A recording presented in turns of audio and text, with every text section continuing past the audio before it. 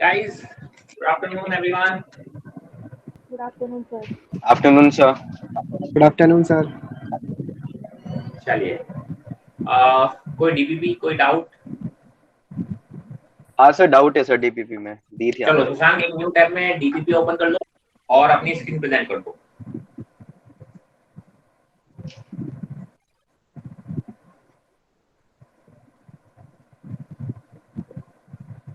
जिस किसी को भी डीपीपी के क्वेश्चन देखने हैं वो शशांक सिंह की स्क्रीन रेफर कर सकता है।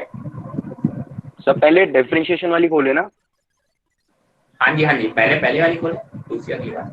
ठीक है ठीक है।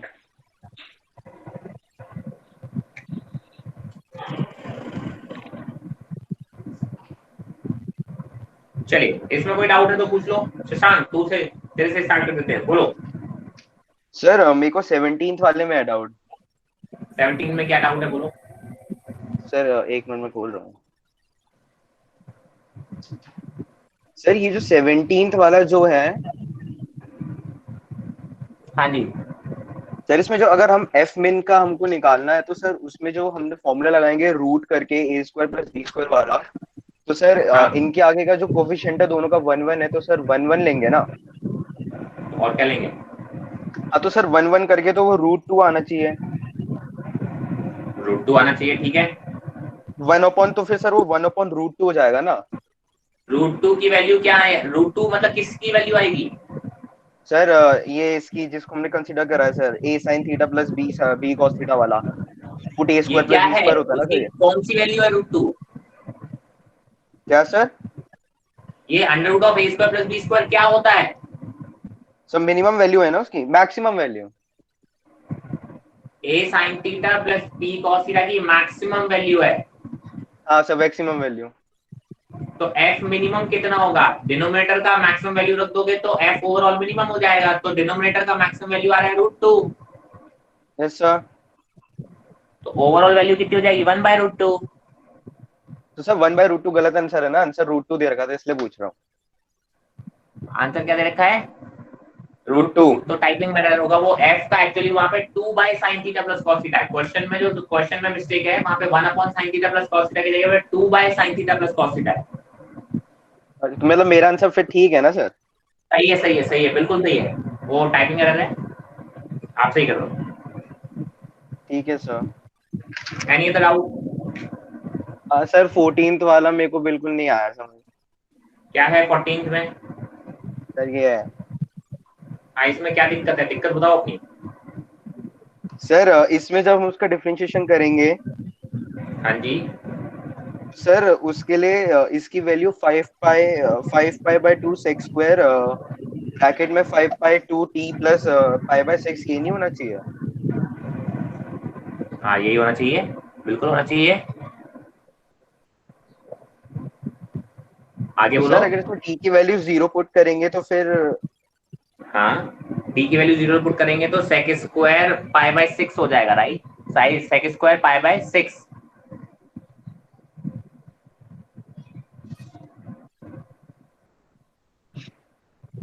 अच्छा, इसमें भी कुछ गलती है क्या?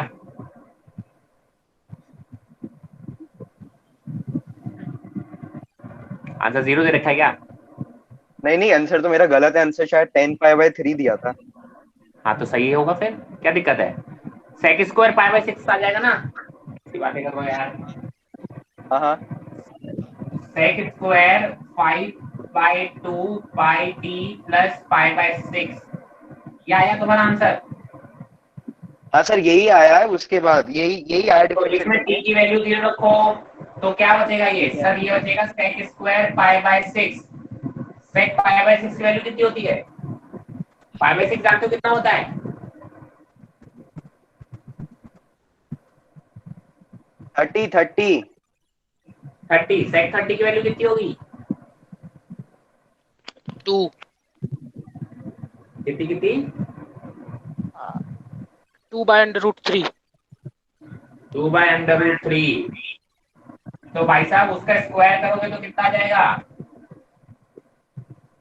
4/9 √3 मतलब फोर बाई 3 हो जाएगा, थ्री 4/3। और ये 5/2 पाई है, इसमें मल्टीप्लाई करोगे ठीक है सर। किसी और को कोई डाउट है इसमें? बाकी लोगों को कोई भी डाउट है तो पूछ सकते हैं, डीबीपी डिफरेंशिएशन वाली डीबीपी में कोई भी डाउट हो तो।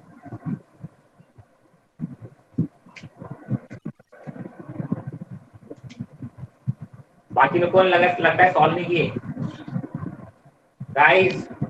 नहीं है कितने सर, लोगों डाउट ने नहीं है। सॉल्व किए? एक सेकंड, कितने लोगों ने सॉल्व किए जरा मुझे चैट बॉक्स में टाइप करके बताएं भाई। तो मैंने तो की है। इसके अलावा बाकी लोग चैट बॉक्स में। 3 लोगों के आंसर आए हैं बस। 4 5।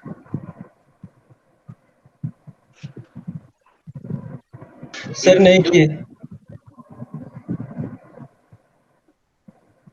इन लोगों ने, जितने लोग, श्याम कुमार क्यों नहीं की बेटा?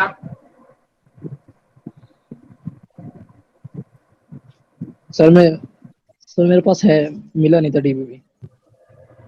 मतलब मैंने डीबीपी डाउनलोड, मिला नहीं था मतलब क्या है? सर वो ऐप है वो डाउनलोड नहीं किया था। तो बेटा डाउनलोड क्यों नहीं किया? करेंगे सर। कब करेंगे बेटा?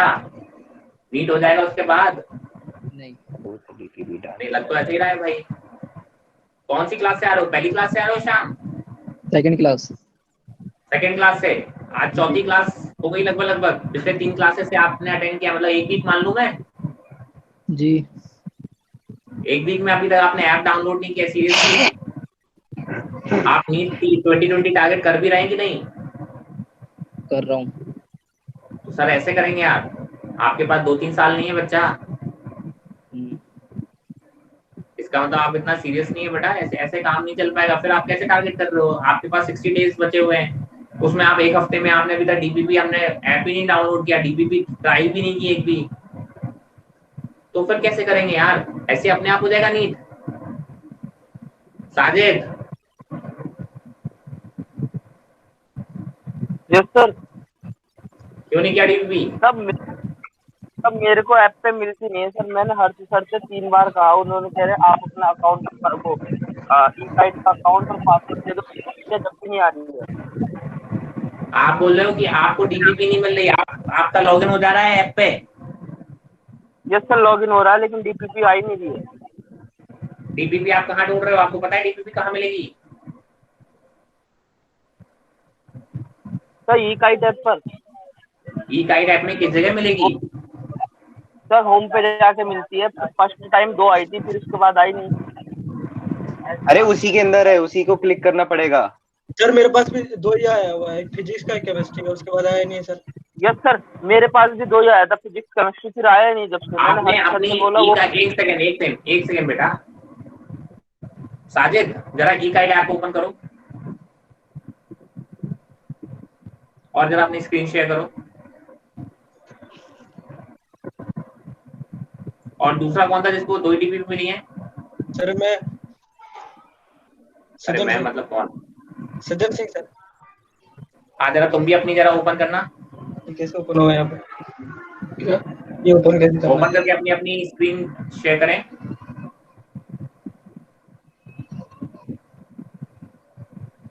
सर उसी के अंदर मिल जाएगी, वो मिलेगी। मे भी हो सकता है इनको दिख ना रहा हो। मालूम है ये लोग ढूंढने की कोशिश भी नहीं किया है। सर नहीं yes, sir, ढूंढा था, yes, sir. सर से ही बोला उनको। कोई बात नहीं बच्चा, कोई बात नहीं। ई-काइट से ओपन करो और मुझे स्क्रीन शेयर करो जरा, दोनों लोग जिसको नहीं मिली।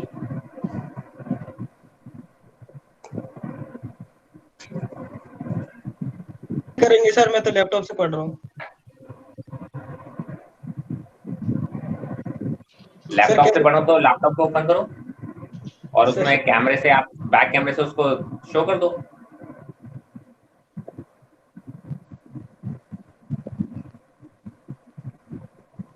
चलो कहाँ गए टॉय फॉर के? चला गया क्या ये वापस? सर कैसे होता समझ नहीं आ रहा प्रेजेंटेशन। अरे शेयर का ऑप्शन आता है, कैसे होता है? अपनी स्क्रीन पे जाओ, वहां पे देखो 3 डॉट्स होंगे राइट कॉर्नर पे ऊपर। यस सर, हाँ गया। उस पर क्लिक करो, देखो प्रेजेंट स्क्रीन करने का ऑप्शन आ रहा है। जैसे कर दिया स्टार्ट। स्टार्ट कर दिया। हाँ, अब मिनिमाइज करके तुम अपना ऐप ओपन कर लो।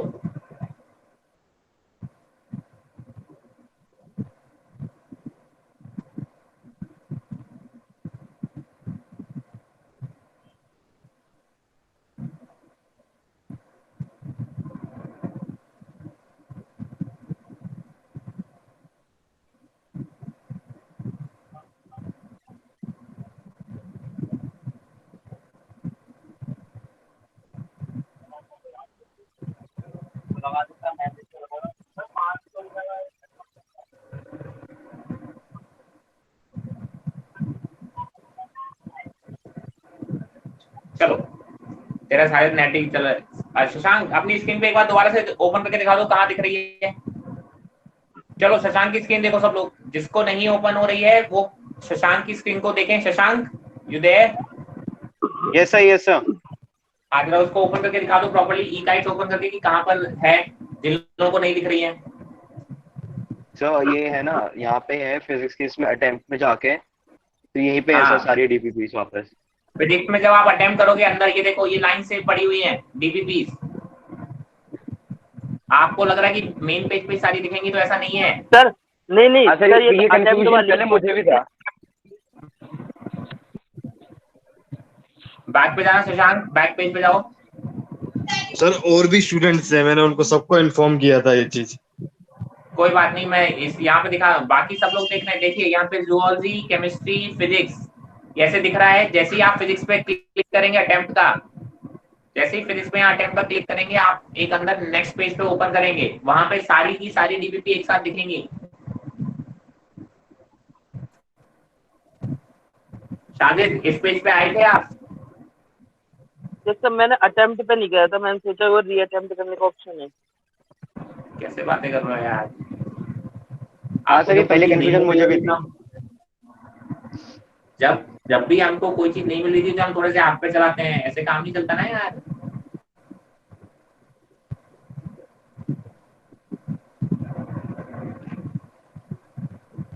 और इतने लोगों ने, ऐसा नहीं है 10 लोगों के कम से कम मेरे पास जैसा आ गए, 10-12 लोगों ने सॉल्व किए है, और आप बोल रहे हो आपको नहीं मिली, तो फिर इसका मतलब कहीं ना कहीं हमने प्रॉपर्ली एफर्ट नहीं डाले।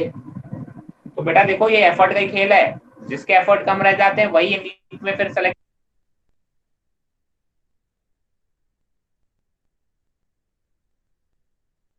सर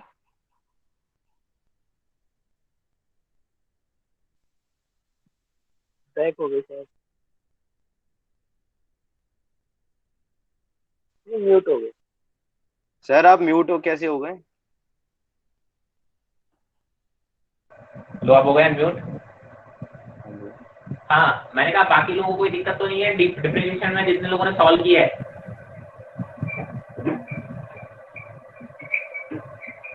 चलो नेक्स्ट डीबीबी, इंटीग्रेशन वाली डीबीबी पे आ जाओ। कोई डाउट हो तो पूछो। हाँ सर, मुझे एक मिनट। बोलो बोलो बोलो।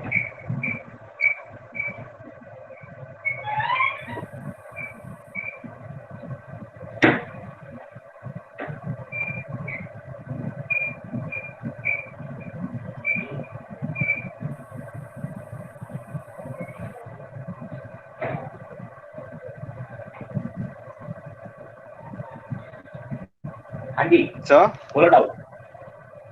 सर ये जो क्वेश्चन नंबर 9 है, ये वाला जिसका ये इंटीग्रेशन करना है हमारे को,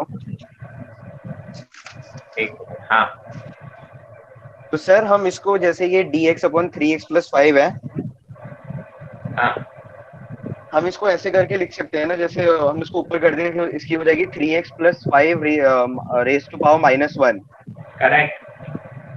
तो सर रेज टू पावर -1 करके जब इसका डिफरेंशिएशन करेंगे तो वो n+1/n+1 और a का जो कोफिशिएंट है तो बाहर आके डिवाइड हो जाता है। x की पावर -1 का इंटीग्रेशन क्या होता है बेटा? नहीं सर, मेरा आंसर दे, x की पावर -1 का इंटीग्रेशन क्या होता है? सर x की पावर -1 का इंटीग्रेशन तो लॉग होगा ना sir, log x + c। Exactly. तो ax + b की पावर -1 का क्या होगा? log ऑफ ax + b, और x का जो भी कोफिशिएंट होगा उससे उसको डिवाइड कर देंगे।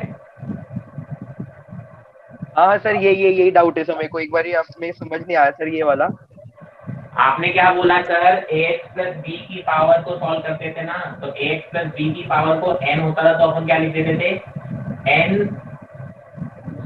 नहीं sir, a h plus b n plus one upon n plus n one plus और वन। x का जो भी कोफिशिएंट होता था उसे डिवाइड कर देते थे, हाँ राइट। हाँ, तो सर बट ये ये क्या this is only valid for n, बाकी n के लिए वैलिड होगा, लेकिन n की वैल्यू -1 के लिए वैलिड नहीं होगा। अगर यहाँ पे n की वैल्यू -1 आ गई तो मतलब आपको कौन सा वाला फॉर्मूला यूज करना पड़ेगा, आप बोलोगे सर लॉग लॉग वाला, that will be equal to log of x plus b और डिवाइड बाय x का कोएफिशिएंट क्या होगा, a, दैट्स योर आंसर। और प्लस सी। हां प्लस सी, इंडेफिनिट है तो प्लस सी फॉर श्योर। हाँ सर यही डाउट था, इसलिए ये क्वेश्चन गलत हो गया सर, मैं अब याद रखूंगा सर। Any other? एक्चुअली ये जो फॉर्मेट होता है ना, ये फंक्शन x प्लस b के किसी भी फंक्शन के लिए वैलिड होता है। तो x प्लस b के फॉर्मेट में अगर होगा तो आप पहले तो x का जैसे फॉर्मेट करते हो ना, जैसे साइन, ये साइन के लिए वैलिड होता है। आप बोलते हो साइन x का क्या होता है, आप बोलते हो माइनस कॉस x, ऐसे होता है। तो अगर sine of x plus b होता तो आप क्या करते, तो आप बोलते sir minus cos of x plus b divide by a divided by. Plus b। तो ये सारे x प्लस b के फॉर्मेट के लिए सारे रूल्स आपके वही वाले चलते हैं। बस पावर का ध्यान रखना है ना सर, अगर नेगेटिव है तो उस केस में बिल्कुल बिल्कुल। ठीक है सर। चलिए, और कोई डाउट? बाकी लोग इंटीग्रेशन की रिव्यू में कोई भी डाउट?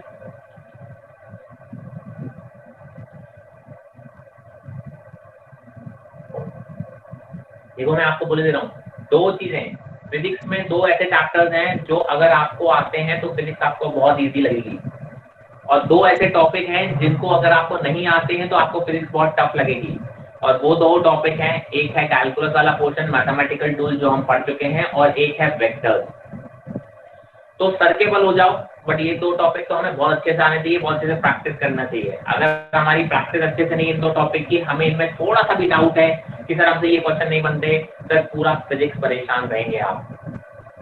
और अगर ये दो टॉपिक आपको बहुत अच्छे से आते हैं ना, मैं कहता हूँ फिजिक्स बहुत इजी लगती है। 99.99% बच्चे जिनको फिजिक्स टफ लगती है उनसे पहला क्वेश्चन आप पूछ लेना, क्या आपको वेक्टर्स और कैलकुलस में कोई डाउट है? क्या आप वेक्टर्स और कैलकुलस में कॉन्फिडेंट हैं? अगर आप वेक्टर और कैलकुलस में कॉन्फिडेंट हैं, कोई मुझसे बोल के दिखा दे सर मुझे फिजिक्स टफ लगती है। फिजिक्स किसी को टफ लगती होगी, उसका सबसे पहला क्वेश्चन अगर आप उससे पूछोगे वेक्टर्स और कैलकुलस में कैसा कॉन्फिडेंस है, तो डेफिनेटली बोलेगा सर वो डर लगता है, बहुत अच्छे से नहीं आता, या तो बोलेगा बिल्कुल नहीं आता, या बोलेगा सर बहुत अच्छे से नहीं आता। फिजिक्स जाके आपकी खराब होनी है लिख के लिए। और अगर जिसने बोला नहीं सर मुझे तो फिजिक्स में बहुत मजा आता है, उससे पूछ लेना वेक्टर कैलकुलस में मजा आता है, बोले हाँ सर बहुत अच्छा है, मेरे को तो बहुत अच्छा आता है। इसीलिए उसको फिजिक्स में बिल्कुल दिक्कत नहीं हो रही होती है, क्योंकि वेक्टर और कैलकुलस ये वाला पोर्शन पूरी फिजिक्स में यूज होने वाला है, 11th वाले पोर्शन में भी और 12th वाले पोर्शन में भी। 12th के स्टार्टिंग के 2-4 चैप्टर तो केवल और केवल वेक्टर पे ही बेस्ड है, ये मान के चलो आप। इलेक्ट्रोस्टैटिक पूरा, मतलब first chapter second chapter NCERT का, उसका मैग्नेटिज्म पूरा वेक्टर्स पे ही खेलेगा भाई। वेक्टर अगर बहुत अच्छे से आता तो आपको बहुत अच्छे से बनेगा, और वेक्टर्स में गड़बड़ हो गया तो फिर आप बोलोगे सर फिर नहीं बनेगा। सिमिलरली आप बोलोगे छोटे छोटे इंटीग्रेशन डिफरेंशिएशन जितने ज्यादा स्ट्रॉन्ग होंगे आपके, उतनी आपके आंसर होते होंगे, क्वेश्चन आपके उतने ही इजीली बनेंगे। मैंने कहा सर बहुत टफ लेवल का मुझे इंटीग्रेशन और डिफरेंशिएशन नहीं चाहिए। जिस लेवल का मैंने आपको 2 घंटे बताया, 2-2.5 घंटे में मैंने आपको पूरा इंटीग्रेशन डिफरेंशिएशन और ग्राफ के साथ पढ़ा दिया। अगर इतना इंटीग्रेशन डिफरेंशिएशन किया जाता है तो 95 से 98% ऑफ द क्वेश्चंस आपके जो इंटीग्रेशन और कैलकुलेशन पे बेस्ड है वो आपसे बड़े आराम से बन जाएंगे। इसलिए बोलता हूँ दे आर वेरी इंपॉर्टेंट, तो थोड़ा सा इस चीज का ध्यान रखें। नेक्स्ट टॉपिक हम पढ़ने वाले हैं vectors. Vectors are going to be the most important topic of the whole physics. अच्छे से सीख लेना। आगे बढ़ते हैं। आई एम अज्यूमिंग कि सर हमारे डिवीजन में कोई भी डाउट नहीं है। अब जिन लोगों ने अभी तक सॉल्व नहीं किया, उनके साथ पता प्रॉब्लम क्या आएगी, सर आप सॉल्व करेंगे, आप डाउट आएंगे, लेकिन अब डिस्कशन नहीं होगा क्योंकि क्लास में हो चुका है। अब आप डाउट कैसे क्लियर करोगे? आपके पास बहुत ज़्यादा टाइम भी नहीं है, मेरे पास भी टाइम नहीं होगा कि मैं आपको क्लास में इंटरटेन कर पाऊँ, बिकॉज हमारे पास टाइम की लिमिटेशन है। अब आपस में डिस्कस करो, या फिर पर्सनल लेवल पे कोशिश करेंगे, या फिर कैसे कॉल करें, बट क्लास में तो इट इज वेरी डिफिकल्ट कि हम दोबारा से उस चीज़ को ले पाएंगे। इसलिए बोलता हूँ 7-8 डिग्री सॉल्व करो यार, एक ही 2-2 चीज़ मिल रही है, 20 क्वेश्चन मिलते हैं यार। मेरी लास्ट टाइम से कल भी नहीं थी, परसों से लेके आज तक में फिजिक्स में 25 क्वेश्चन दिए थे यार। ठीक है, 25 या 30 क्वेश्चन 2 डेज में फिजिक्स के 30 क्वेश्चन। मैंने कहा बाकी सब्जेक्ट के भी होंगे, बिल्कुल होंगे। मैंने कहा फिजिक्स के 30 क्वेश्चन मतलब समझो मैक्सिमम से मैक्सिमम 1 से 1.5 घंटा चाहिए आपको। अगर आप 48 आवर्स में 1 घंटे 2 घंटे फिजिक्स में दे पा रहे तो कैसे काम चलेगा यार? फिजिक्स को बहुत ज्यादा टाइम नहीं होता है। चलो आज बात करेंगे हम वेक्टर्स की।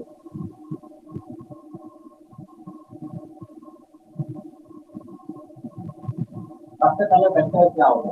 वेक्टर अगर आपने एक ही देखी होगी, क्वांटिटी 2 टाइप से डिवाइड करते हैं बेसिकली, वेक्टर्स और स्केलर।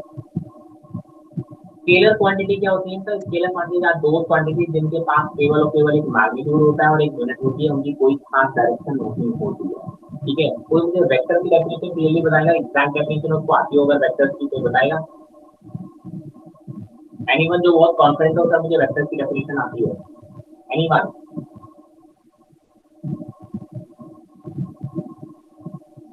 अरे कोई तो। हाँ जी बेटा।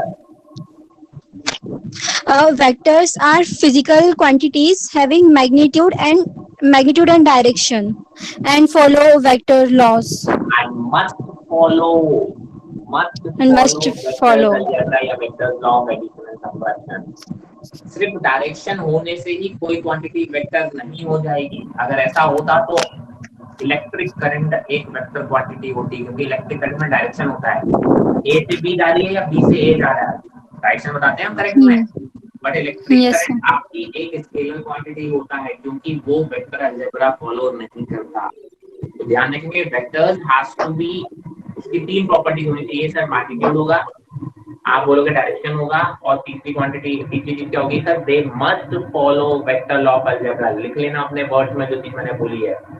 जब तीनों कंडीशन फुलफिल होंगी तब जाके एक आपकी क्वांटिटी क्या होगी? वेक्टर होगी। इस चीज को ध्यान रखेंगे। अच्छा, आज कितने नए लोग हैं? मेरे हिसाब से 2 लोग कुछ नए होंगे आज। New people, first class of physics. Yes. क्या नाम है बेटा? जयन। फर्स्ट क्लास आज आपकी फिजिक्स की? Yes sir.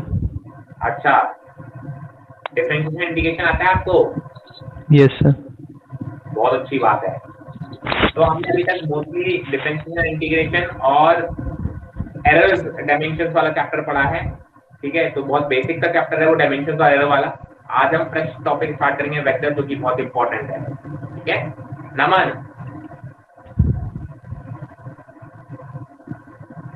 नमन दोषी। Yes sir. नाम है आपका? Yes sir. पहली क्लास है फिजिक्स की? Yes sir. डिफरेंशिएशन इंटीग्रेशन आता है आपको? Yes sir. Yes sir. चलो अच्छी बात है। तो बेसिकली अभी तक हमने सिर्फ डायमेंशंस एंड एरर्स और डिफरेंशिएशन इंटीग्रेशन ही कवर किया है। अगर आपको नहीं भी आता है तो प्लीज यहाँ पे आपस में कोऑर्डिनेट करके एटलीस्ट नोट, किसी के पास अच्छे नोट बनाए हो तो वो जरूर लेके एक बार रिवाइज जरूर कर लेगा। ठीक है, क्योंकि उसमें डिफरेंशिएशन, इंटीग्रेशन और कुछ ग्राफ के हमने पॉइंट्स हमने रिवाइज किए, तो रिवीजन करने में कोई बुराई नहीं है। बाकी आज हम जो पढ़ने वाले वो एक फ्रेश टॉपिक है, उसका पीछे से कोई लेना देना नहीं है। Okay sir. ठीक है, तो आपस में कोऑर्डिनेट कर लेना, चैट वेट पे किसी से मैसेज करके कोई देख लेना। ठीक है, आपस में कोई अगर कोई आपको ऑलरेडी नोन बनता है तो बहुत अच्छी बात है, उससे कोऑर्डिनेट करके अपने नोट्स वगैरह के जेरॉक्स या फोटोज वगैरह आप मंगा सकते हैं। बाकी आपको मटेरियल, स्टडी मटेरियल वगैरह ई-काइट ऐप पर अवेलेबल है। ठीक है, तो आप एकेडमिक टीम से एक बार कोऑर्डिनेट कर लें सर वो ऐप कैसे मिलेगी, कहाँ मिलेगी, क्या क्या चीजें अवेलेबल है। ठीक है, तो वहाँ पे आप एक देख सकते हैं चैप्टर वाइज काफी कुछ मटेरियल आपको वहाँ पे ही मिल जाएगा एक रिवीजन करने के लिए। बाकी कुछ प्रैक्टिस प्रॉब्लम्स हमने शेयर की हुई, जो हम प्रैक्टिस प्रॉब्लम ऑलरेडी कर चुके हैं, डिस्कस कर चुके हैं। 4 डीबीबी हम लोग ऑलरेडी सॉल्व कर चुके हैं फिजिक्स में, ऐसे और भी सब्जेक्ट्स में कर रखी होंगी। ठीक है, तो वो भी आप एक्सेस करके प्रैक्टिस कर सकते हैं। आज के चैप्टर में एकदम फ्रेश टॉपिक स्टार्ट कर रहे हैं, तो उसका पीछे से कोई लेना देना नहीं है। अगर कोई लेना देना पाया जाता है तो मात्र एक संयोग कहलाएगा। ठीक है, चलो तो बात करते हैं हम वेक्टर्स की। यही 2 बच्चे हैं नए, और कोई नया बच्चा है? चलो तो बात करते हैं हम वेक्टर्स की। तो अब वेक्टर्स देखिए, स्केलर्स में केवल और केवल मैग्नीट्यूड का कोई डायरेक्शन एक्सेस नहीं होती। ठीक है, अगर डायरेक्शन है भी, जैसे इलेक्ट्रिक करंट है, कुछ क्वांटिटीज होती हैं जिनके पास डायरेक्शन है, फिर भी वो स्केलर क्वांटिटीज में काउंट होते हैं, क्योंकि वो vector law of algebra follow नहीं करते।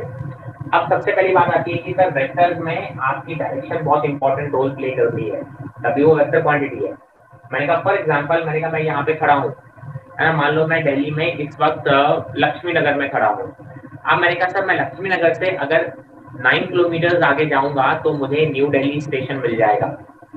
अब आपने बोला ठीक है मैं चल दिया 9 किलोमीटर आगे और पता चला मैं पहुंच गया वैशाली। तो प्रॉब्लम पता है क्या हुआ, क्योंकि मुझे डायरेक्शन मैंने गलत ले ली। 9 किलोमीटर तो चला बट डायरेक्शन कैसी ले ली, मैंने गलत ले ली। ठीक है, तो आप क्या बोलोगे कि सर डायरेक्शन का बहुत बड़ा रोल होता है कि 9 kilometre in which direction I should move to reach a particular point. तो इसीलिए वो क्वांटिटीज जिनमें डायरेक्शन बहुत इंपॉर्टेंट होती है, ऐसी क्वांटिटीज को हम बोलते हैं वेक्टर। ठीक है, उनको रिप्रेजेंट करने का तरीका क्या होता है, देखो कोई भी वेक्टर को रिप्रेजेंट करने का तरीका तो कैसे होता है, ये इस तरीके से। अगर वेक्टर की डायरेक्शन ये है तो आप बोले कोई भी वेक्टर इस तरीके से रिप्रेजेंट किया जाता है, उसका ये इनिशियल पॉइंट होता है जिसको हम बोलते हैं टेल, और ये इसका एरो जो होता है वो फाइनल पॉइंट होता है जिसको हम बोलते हैं हेड। और इसकी जो लेंथ होती है, this length is basically proportional to magnitude of A. Vector A represent करने का तरीका क्या होता है कि सर कोई भी फिजिकल क्वांटिटी के ऊपर अगर हम ऐसा एरो लगा दें, ठीक है, या फिर हम बोल्ड में लिख दें, ठीक है, कभी कभी आपको क्वेश्चन बोल्ड में लिखा भी मिल जाता है, इसका मतलब वो एक वेक्टर क्वांटिटी की बात कर रहे हैं। अब आप क्या बोलोगे सर ये तो हो गया वेक्टर क्वांटिटी को रिप्रेजेंट करने का, इसके मैग्नीट्यूड की अगर आपको बात करना है तो हम सिंपल ये लिखते हैं या फिर हम ऐसे लिखते हैं। इसका मतलब we are talking about the magnitude of the quantity. ठीक है, अगर हम एरो हटा के लिखते हैं या फिर हम किस तरीके से मॉडुलस के अंदर ए वेक्टर ऐसे लिखते हैं, इसका मतलब we are only talking about the magnitude, we are not talking about the direction, we are just talking about the magnitude. Magnitude मतलब उसकी क्वांटिटी वैल्यू की बात कर रहे हैं। तो हमने कहा क्या सर ये टेल से हेड, इसका मतलब इस वेक्टर की डायरेक्शन ये है। जिस डायरेक्शन में आप बोलते हो वेक्टर होता है उसी डायरेक्शन में हम क्या बोलते हैं कि सर आपको ऐसे एरो बनाना पड़ता है। जितना ज्यादा मैग्नीट्यूड होता है उतनी ही ज्यादा लेंथ ऑफ द वेक्टर हम ड्रॉ करते हैं। ठीक है, this length of this arrow is proportional to the magnitude of vector A. कोई भी वेक्टर देखिए जब मैं वेक्टर वेक्टर बोल रहा हूँ ना तो इसका मतलब हम एक किसी फिजिकल क्वांटिटी की बात कर रहे हैं जो कि वेक्टर है। आप कुछ मत समझिए कीजिए, आप ये मान लीजिए मान लो कि हम फोर्स के बारे में बात कर रहे हैं। ठीक है, फोर्स क्या एक वेक्टर क्वांटिटी है। तो मैंने कहा फोर्स किस डायरेक्शन में लग रहा है, it is very important right. किस डायरेक्शन में, मैंने कहा कोई मुझे इधर से धक्का देगा तो मैं इधर जाने की टेंडेंसी रखूंगा, कोई इधर से धक्का देगा तो मैं इधर जाने की टेंडेंसी रखूंगा राइट। नीचे से ऊपर की तरफ देगा तो मेरी टेंडेंसी ऊपर जाने की होगी। तो आप क्या बोलोगे कि this direction is very important. ठीक है, तो फोर्स एक वेक्टर है। जब भी मैं vector vector A vector B vector लिखूंगा तो आप समझ जाना कि सर मैं फोर्स जैसी कोई क्वांटिटी की बात कर रहा हूँ कि फोर्स की डायरेक्शन ये है, इसकी लेंथ जितनी ज्यादा होगी इसका मतलब आप क्या बोलोगे कि सर उसका मैग्नीट्यूड उतना ही ज्यादा है, उस फोर्स का मैग्नीट्यूड उतना ही ज्यादा है। ठीक है, इस चीज का आप ध्यान रखेंगे। चलो, तो आप क्या बोलोगे, ये तो बेसिक रिप्रेजेंटेशन हो गया वेक्टर को कि आप कैसे रिप्रेजेंट करेंगे वेक्टर को। अब मैंने कहा सर कुछ स्पेशल टाइप के हम वेक्टर्स के बारे में बात कर लेते हैं। मैंने कहा सर जैसे कि मैंने कहा दो वेक्टर्स पैरेलल कब कहलाएंगे, parallel vector.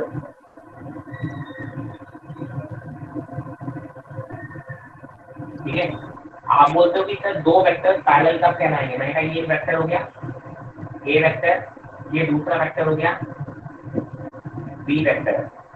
These two vectors are parallel vectors when they are in the same direction. ये दोनों वेक्टर्स की डायरेक्शन देखिए कैसी है, सेम है। तो आप बोलोगे सर ए वेक्टर और बी वेक्टर पैरेलल वेक्टर्स हैं, दोनों सेम डायरेक्शन में होने चाहिए। इनका मैग्नीट्यूड देखिए, इसका मैग्नीट्यूड इसका मैग्नीट्यूड अलग अलग है क्योंकि दोनों की लेंथ कैसी है, अलग अलग।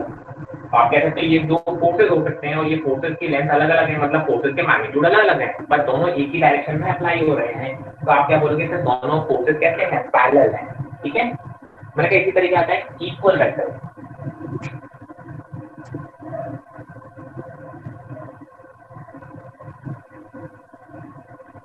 इक्वल वेक्टर का मतलब क्या होता है, दो वेक्टर्स पैरेलल हैं मतलब डायरेक्शन सेम होनी चाहिए, मैग्नीट्यूड से मतलब नहीं है मुझे। इक्वल वेक्टर का मतलब होता है कि सर दो वेक्टर्स हैं जिनकी डायरेक्शन भी सेम है एंड मैग्नीट्यूड भी सेम है, तभी दो वेक्टर्स इक्वल कहलाएंगे। ध्यान रखेंगे, A vector and B vectors are two equal vectors only if the direction as well as magnitude भी बराबर होगा। ठीक है। आप बोलोगे इस केस में अगर कोई मुझसे बोलेगा कि सर इन दोनों का मैग्नीट्यूड, तो सर इन दोनों का मैग्नीट्यूड भी बराबर होगा, तभी ये दो वेक्टर आप क्या कहते हैं डायरेक्शन तो उनको अलग दिख ही रही है, हालांकि लेंथ वाइज देखें दोनों की लेंथ भी सेम दिख रही है, तो इसका मतलब दोनों के मैग्नीट्यूड भी इक्वल है, तभी आप बोलोगे ये वेक्टर इक्वल कहलाएंगे। यहाँ डायरेक्शन सेम थी बट मैग्नीट्यूड इक्वल है कि नहीं है उससे मतलब नहीं, मतलब ये दोनों वेक्टर पैरेलल तो है ही, है ना, डायरेक्शन तो सेम है, काफी सारे का मैग्नीट्यूड भी सेम हो गया, तो that's why they are also called equal vectors. सबसे इंपॉर्टेंट जरा देखो that is unit vector. Unit vector क्या होता है, anyone? What is unit vector? Sir, magnitude 1 हो। Very good. तो यूनिट वेक्टर आपको पूछा जा रहा है या बताने वाले थे दीक्षा? सर बताने वाली थी। यूनिट वेक्टर का मतलब हो गया सर ऐसा वेक्टर जिसका मैग्नीट्यूड की वैल्यू 1 हो, ऐसा वेक्टर जिसका मैग्नीट्यूड की वैल्यू 1 हो उसको हम बोलते हैं यूनिट वेक्टर। ठीक है, तो मैंने कहा जरा देखो कि सर ये एक वेक्टर है जिसका मैग्नीट्यूड मान लो 5 है, मान लो कितना 5 है। आपने बोला मैं इसी डायरेक्शन में एक यूनिट वेक्टर ड्रॉ करना चाहता हूँ इन द सेम डायरेक्शन, इसका मतलब क्या हो गया, आप ए वेक्टर का यूनिट वेक्टर की बात कर रहे हो, है ना। आपने बोला कि सर मैं इसी डायरेक्शन में एक यूनिट वेक्टर ड्रॉ करना चाहता हूँ, ये मेरा एक यूनिट वेक्टर है। इसको रिप्रेजेंट करने का तरीका क्या होता है, ए कैप, जनरली हम कैसे रिप्रेजेंट करते हैं, ए के ऊपर एरो की जगह पे कैप लगा देते हैं। ए के ऊपर अगर एरो की जगह पे कैप हो तो समझ जाना कि सर वो एक यूनिट वेक्टर है, यानी उसका मैग्नीट्यूड कितना है 1 है। अब जरा देखो मैं ए वेक्टर को ए कैप को कैसे लिख सकता हूं, मैंने कहा सर ए कैप को लिखने का तरीका क्या हो सकता है, A cap is equal to A vector divide by magnitude of A vector. आपने बोला कि सर ए वेक्टर का मैग्नीट्यूड अगर 5 था और अगर मैं उस मैग्नीट्यूड से डिवाइड कर दूं, मतलब 5 से डिवाइड कर दूं, तो ए वेक्टर का मैग्नीट्यूड कितना बचेगा, आप बोलोगे 1। और डायरेक्शन तो सेम रहेगी, डायरेक्शन तो कैसी रहेगी, सेम रहेगी। तो आप क्या बोलोगे, सर ये डिवाइड करने के बाद जो वेक्टर आ रहा है वो कैसा आ रहा है, एक ऐसा वेक्टर आ रहा है जिसका मैग्नीट्यूड कितना है 1 है, तो उसको हम क्या बोल देते हैं, यूनिट वेक्टर है। अगर ए कैप है मतलब ए की डायरेक्शन में यूनिट वेक्टर है। यूनिट वेक्टर बेसिकली क्या होता है, डायरेक्शन बताने के लिए होता है। मैंने कहा सर अगर मुझे इस डायरेक्शन में कोई वेक्टर चाहिए तो आप क्या बोलोगे कि सर आप बताओ कितने मैग्नीट्यूड का चाहिए, मैंने एक वेक्टर डिफाइन कर दिया इस डायरेक्शन में, यूनिट वेक्टर ये है। अब आप बोलेंगे मुझे 10 यूनिट का वेक्टर चाहिए, तो क्या करोगे, इस यूनिट वेक्टर में 10 से मल्टीप्लाई कर दोगे, सिर्फ मैग्नीट्यूड को कितना कर दोगे 10 टाइम्स, तो वो आपका रिक्वायर्ड वेक्टर हो जाएगा इस डायरेक्शन में। मैं कहा नहीं सर मुझे तो 20 यूनिट का चाहिए, तो आप क्या करोगे, सर यूनिट वेक्टर में 20 से मल्टीप्लाई कर दोगे। तो अगर आपको एक यूनिट वेक्टर पता चल गया किसी भी डायरेक्शन में, तो आप उस डायरेक्शन में कितने भी वेक्टर्स बना सकते हो by just changing the magnitude.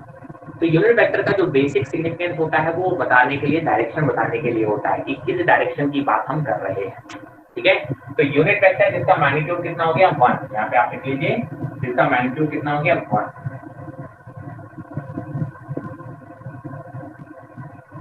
ठीक है, तो ए कैप उसको रिप्रेजेंट करने का तरीका होता है और उसको आप ऐसे भी लिख सकते हैं। मैंने कहा ऐसे ही एक होता है जीरो वेक्टर या नल वेक्टर को। नल वेक्टर का मतलब क्या हो गया सर, मैग्नीट्यूड कितना हो गया 0, मैग्नीट्यूड क्या हो गया 0। तो आपने बोला जरा इसको ड्रॉ करके दिखाओ, सर ड्रॉ करोगे तो एक पॉइंट बना के रह जाओगे, क्योंकि आप जैसे ही लेंथ, किसी भी लेंथ का आप इसमें एरो खींचोगे तो उसके लेंथ का कुछ ना कुछ मैग्नीट्यूड हो जाएगा। आपने बोला नहीं मैग्नीट्यूड तो मुझे कितना चाहिए 0, तो सर एक पॉइंट ड्रॉ करके रह जाओगे, आप तो किसी भी एरो को ड्रॉ नहीं कर पाओगे। इसलिए आप बोलते हैं कि सर इसकी जो डायरेक्शन होती है वो अनडिफाइंड होती है। इसकी डायरेक्शन क्या होती है, अनडिफाइंड होती है। तो नल वेक्टर क्या होता है, जिसका मैग्नीट्यूड कितना होता है 0 और जिसकी डायरेक्शन क्या होती है अनडिफाइंड। कोई डायरेक्शन हम डिफाइन नहीं कर पाए, डायरेक्शन के लिए आपको एरो बनाना पड़ेगा, है ना, और एरो बनाना पड़ेगा, बट एरो बनाओगे तो जैसे एरो को कुछ लेंथ आ जाएगी, कुछ लेंथ आ जाएगी तो कुछ मैग्नीट्यूड आ जाएगा, तो फिर वो जीरो वेक्टर नहीं बचेगा, नल वेक्टर नहीं बचेगा। तो ये कुछ इंपॉर्टेंट आप बोल सकते हो कि सर कैसे हैं, पैरेलल वेक्टर हो गए, इक्वल वेक्टर हो गए, यूनिट वेक्टर हो गया, नल वेक्टर हो गया। ये कुछ इंपॉर्टेंट आप बोल सकते हो कि टर्मिनोलॉजी है या कुछ इंपॉर्टेंट टाइप के वेक्टर्स हैं जो आपको पता होने चाहिए। Now we are going to talk about the angle between two vectors. Angle between two, very important. लोगों को ये निकालना नहीं आता है, आधे से ज्यादा में यही मसला है। कोई भी दो वेक्टर के बीच में एंगल हम कैसे फाइंड आउट करते हैं, इसलिए हाईलाइट कर लेना इस पॉइंट को। मैं बताता जाता हूँ कौन सी चीजें बहुत ज्यादा इंपॉर्टेंट है। जैसे ये बहुत इंपॉर्टेंट है, यूनिट वेक्टर बहुत इंपॉर्टेंट है, इक्वल वेक्टर बहुत इंपॉर्टेंट है। ठीक है, मैंने कहा ये दो वेक्टर है, ये हो गया ए वेक्टर और ये हो गया दो बी। अब हमको क्या चाहिए था कि सर इन दोनों के बीच में मुझे एंगल चाहिए। तो जब भी हमें दो वेक्टर के बीच में एंगल चाहिए होता है तो हम उनको शिफ्ट करके, ठीक है, पैरेलल शिफ्ट कर सकते हैं किसी वेक्टर को। पैरेलल शिफ्ट का मतलब क्या होता है, सपोज दैट मैंने कहा सर ये एक डायरेक्शन में मेरा 10 मैग्नीट्यूड का एक वेक्टर मैंने ड्रॉ कर रखा है इस डायरेक्शन में। ठीक है, अगर मैं थोड़ा सा आगे आ जाऊँ, ठीक है, मतलब मैंने अपने वेक्टर को क्या कर लिया, थोड़ा सा आगे शिफ्ट कर लिया पैरेलल, क्या मेरी डायरेक्शन चेंज हुई? नहीं सर, डायरेक्शन अभी भी यही है। क्या मेरा मैग्नीट्यूड चेंज हुआ? नहीं सर, मैग्नीट्यूड भी चाहिए यही है। जब मेरा डायरेक्शन चेंज नहीं हुआ, मेरा मैग्नीट्यूड चेंज नहीं हुआ, तो मेरा वेक्टर चेंज नहीं हुआ। मतलब मैं इस वेक्टर को पैरेलल ऊपर नीचे आगे पीछे शिफ्ट कर सकता हूँ, रोटेट नहीं कर सकता। रोटेट किया तो मेरी डायरेक्शन चेंज हो जाएगी। देखो पैरेलल शिफ्ट कर सकता हूँ, मतलब मैं ऐसे आगे आ सकता हूँ, मैं ऐसे पीछे ले जा सकता हूँ, ऐसे इसको ऊपर ले जा सकता हूँ, इसको नीचे ले जा सकता हूँ, इधर ले जा सकता हूँ। मतलब आप समझ रहे हो ना, इस वेक्टर को मान लो ये एक वेक्टर है, ये इसकी डायरेक्शन है, इस वेक्टर को मैं आगे लेके आ सकता हूँ। देखो डायरेक्शन अभी भी यही है, मैग्नीट्यूड इसकी लेंथ के बराबर है। इस वेक्टर को मैं नीचे लेके जाऊँ, अपनी तरफ लेके आऊँ, ऊपर लेके जाऊँ, इधर लेके जाऊँ, इधर लेके जाऊँ, पैरेलली जब तक शिफ्ट करता रहूंगा इस वेक्टर में कोई चेंज नहीं आएगा। हाँ, अगर मैंने इसको रोटेट कर दिया तो डायरेक्शन चेंज हो गई, इधर भी डायरेक्शन में रोटेट कर दिया तो आप बोलोगे डायरेक्शन चेंज हो गई। तो आप इन वेक्टर को पैरेलली शिफ्ट कर सकते हो, ठीक है, बिना इस वेक्टर में चेंज आए। मैं कहती ठीक है सर, ये दो वेक्टर इनके बीच का मुझे क्या चाहिए, एंगल चाहिए। तो मैंने कहा सर जब भी मुझे एंगल चाहिए होगा फिर से हाईलाइट कर लेना, रंग बिरंगे पेनों से उसमें लिख लेना कि सर जब भी मुझे दो वेक्टर्स के बीच में एंगल चाहिए होगा, या तो मैं दोनों के टेल टू टेल कनेक्ट करूंगा या मैं दोनों के हेड टू हेड कनेक्ट करूंगा।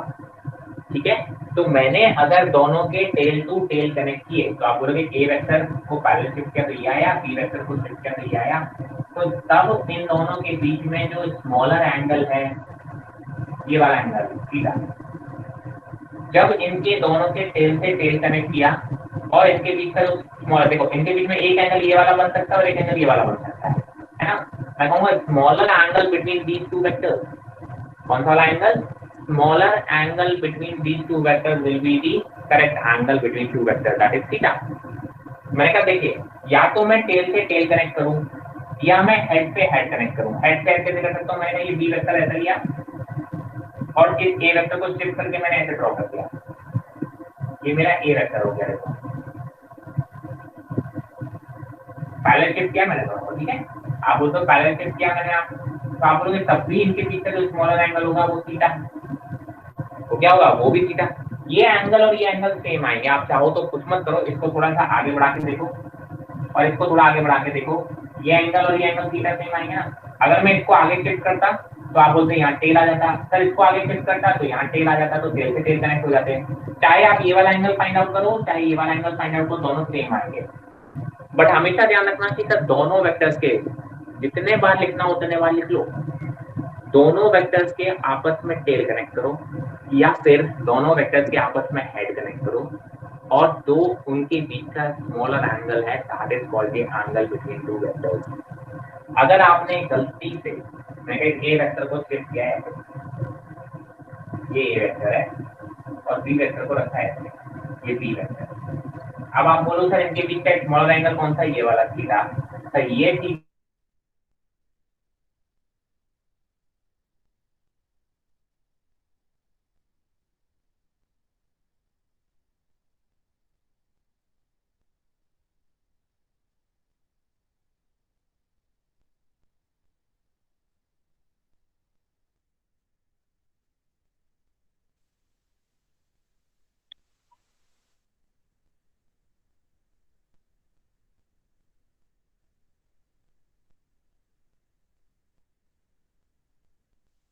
Hello sir.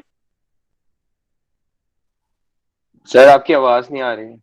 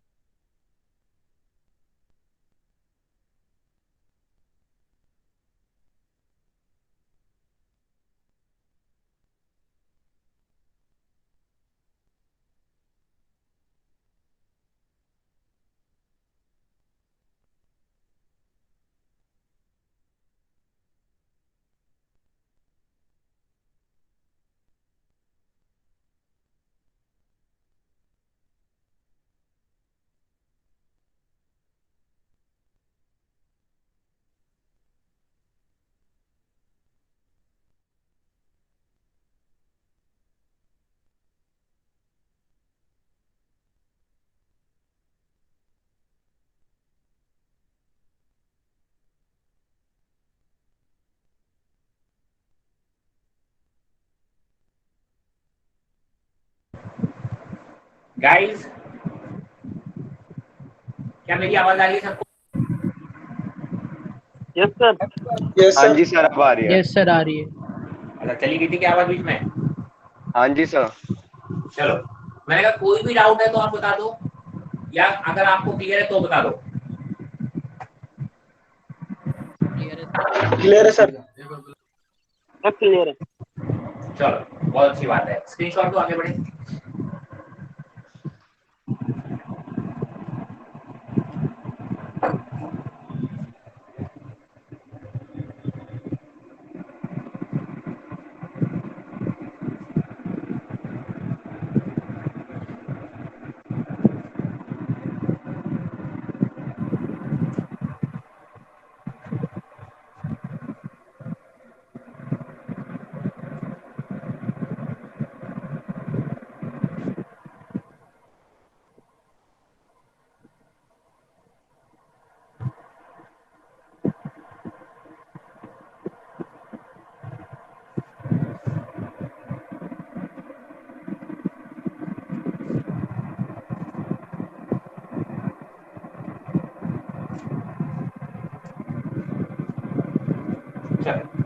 Now we will talk about the addition and subtraction of two vectors. जब भी दो वेक्टर्स को हम ऐड या सब्ट्रैक्ट करेंगे तो कैसे करेंगे?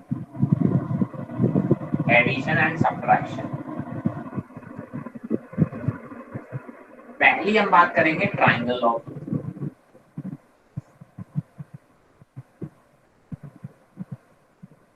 Triangle law of vector addition कैसे होता है? मैंने कहा सर मेरे पास दो वेक्टर थे, ए वेक्टर है और ये कोई बी वेक्टर है। इन दो वेक्टर्स को आपको ऐड करना है तो आप कैसे करोगे? देखो, मैंने कहा कोई भी एक वेक्टर उठा लो। मैंने कहा कोई भी एक वेक्टर उठा लो। मैंने कहा तो ये वेक्टर भी उठा लेते हैं। मैंने ए वेक्टर को ड्रॉ किया। जहां पर ए वेक्टर का टेल हेड आता है, ठीक है, अब दूसरे वेक्टर का वहां पे टेल लेंगे, ऐसे शिफ्ट करेंगे कि सर उसको टेल वहां पे लेके आएंगे तो आप बोलोगे सर मेरा बी वेक्टर ऐसे ड्रॉ करेंगे। तो क्या बोलोगे सर? टेल हेड इस तरीके से कनेक्ट करेंगे। मैंने कहा देखो ये दो साइड्स बन गई, मैं ट्रायंगल बना दूंगा, इसको तीसरी साइड ड्रॉ करूंगा, ठीक है। लेकिन तीसरी साइड देखो, ये टेल हेड ये सीक्वेंस में जा रहे हैं अपन। Third side has to be drawn in the opposite sequence. मतलब कि सर थर्ड साइड आप ऐसे ड्रॉ नहीं करोगे, यहाँ से टेल रख के यहाँ हेड नहीं, बल्कि यहाँ से टेल रख के यहाँ पे हेड, ऐसे। The third side drawn in the opposite direction is basically the resultant, जिसको हम बोलते हैं resultant vector, is basically nothing but the vector sum of a vector plus b vector। फिर से देखेंगे, मैंने कहा सर a पहला वेक्टर लिया, टेल हेड, जहाँ पे पहले वेक्टर का हेड आया वहाँ पे दूसरे वेक्टर का टेल रखा, हेड। अब third side of the triangle हमने कैसे कंप्लीट की? हमें इसे ट्रायंगल में कन्वर्ट करना था, तो हमने कहा sir in the opposite sense, from the very initial point two very final point, आपने जो थर्ड साइड आपने इस तरीके से करेक्ट की इन द ऑपोजिट सेंस, तो वो क्या है? वो वेक्टर रिप्रेजेंट करेगा इन दोनों का सम। इट मींस हम ए वेक्टर और बी वेक्टर को दोनों को एक साथ अप्लाई करें, या फिर इनको हटा के केवल एक ये वाला वेक्टर ड्रॉ करते हैं, दोनों का एक ही इफेक्ट होगा। सीधी सी बात है। मैंने कहा सर 2 रखें प्लस 3 रखें, है ना? कोई बोले 2 और 3 को प्लस करके अप्लाई करो, या फिर सीधा 5 अप्लाई कर दो, एक ही बात है, क्योंकि 2 + 3 भी क्या होता है? 5 होता है। तो मैंने कहा सर तो ये जो वेक्टर है, ये थर्ड वेक्टर जो आया है, third side of the triangle जो आ रही है इन दी ऑपोजिट सेंस, वो क्या रिप्रेजेंट कर रही है? वो इन दोनों का वेक्टर सम रिप्रेजेंट कर रही है।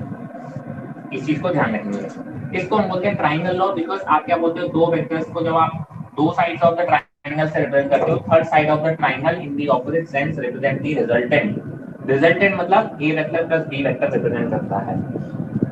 इसी का एक मॉडिफाइड फॉर्म होता है जिसको हम बोलते हैं पैरेललोग्राम लॉ। क्या बोलते हैं हम? Parallelogram law.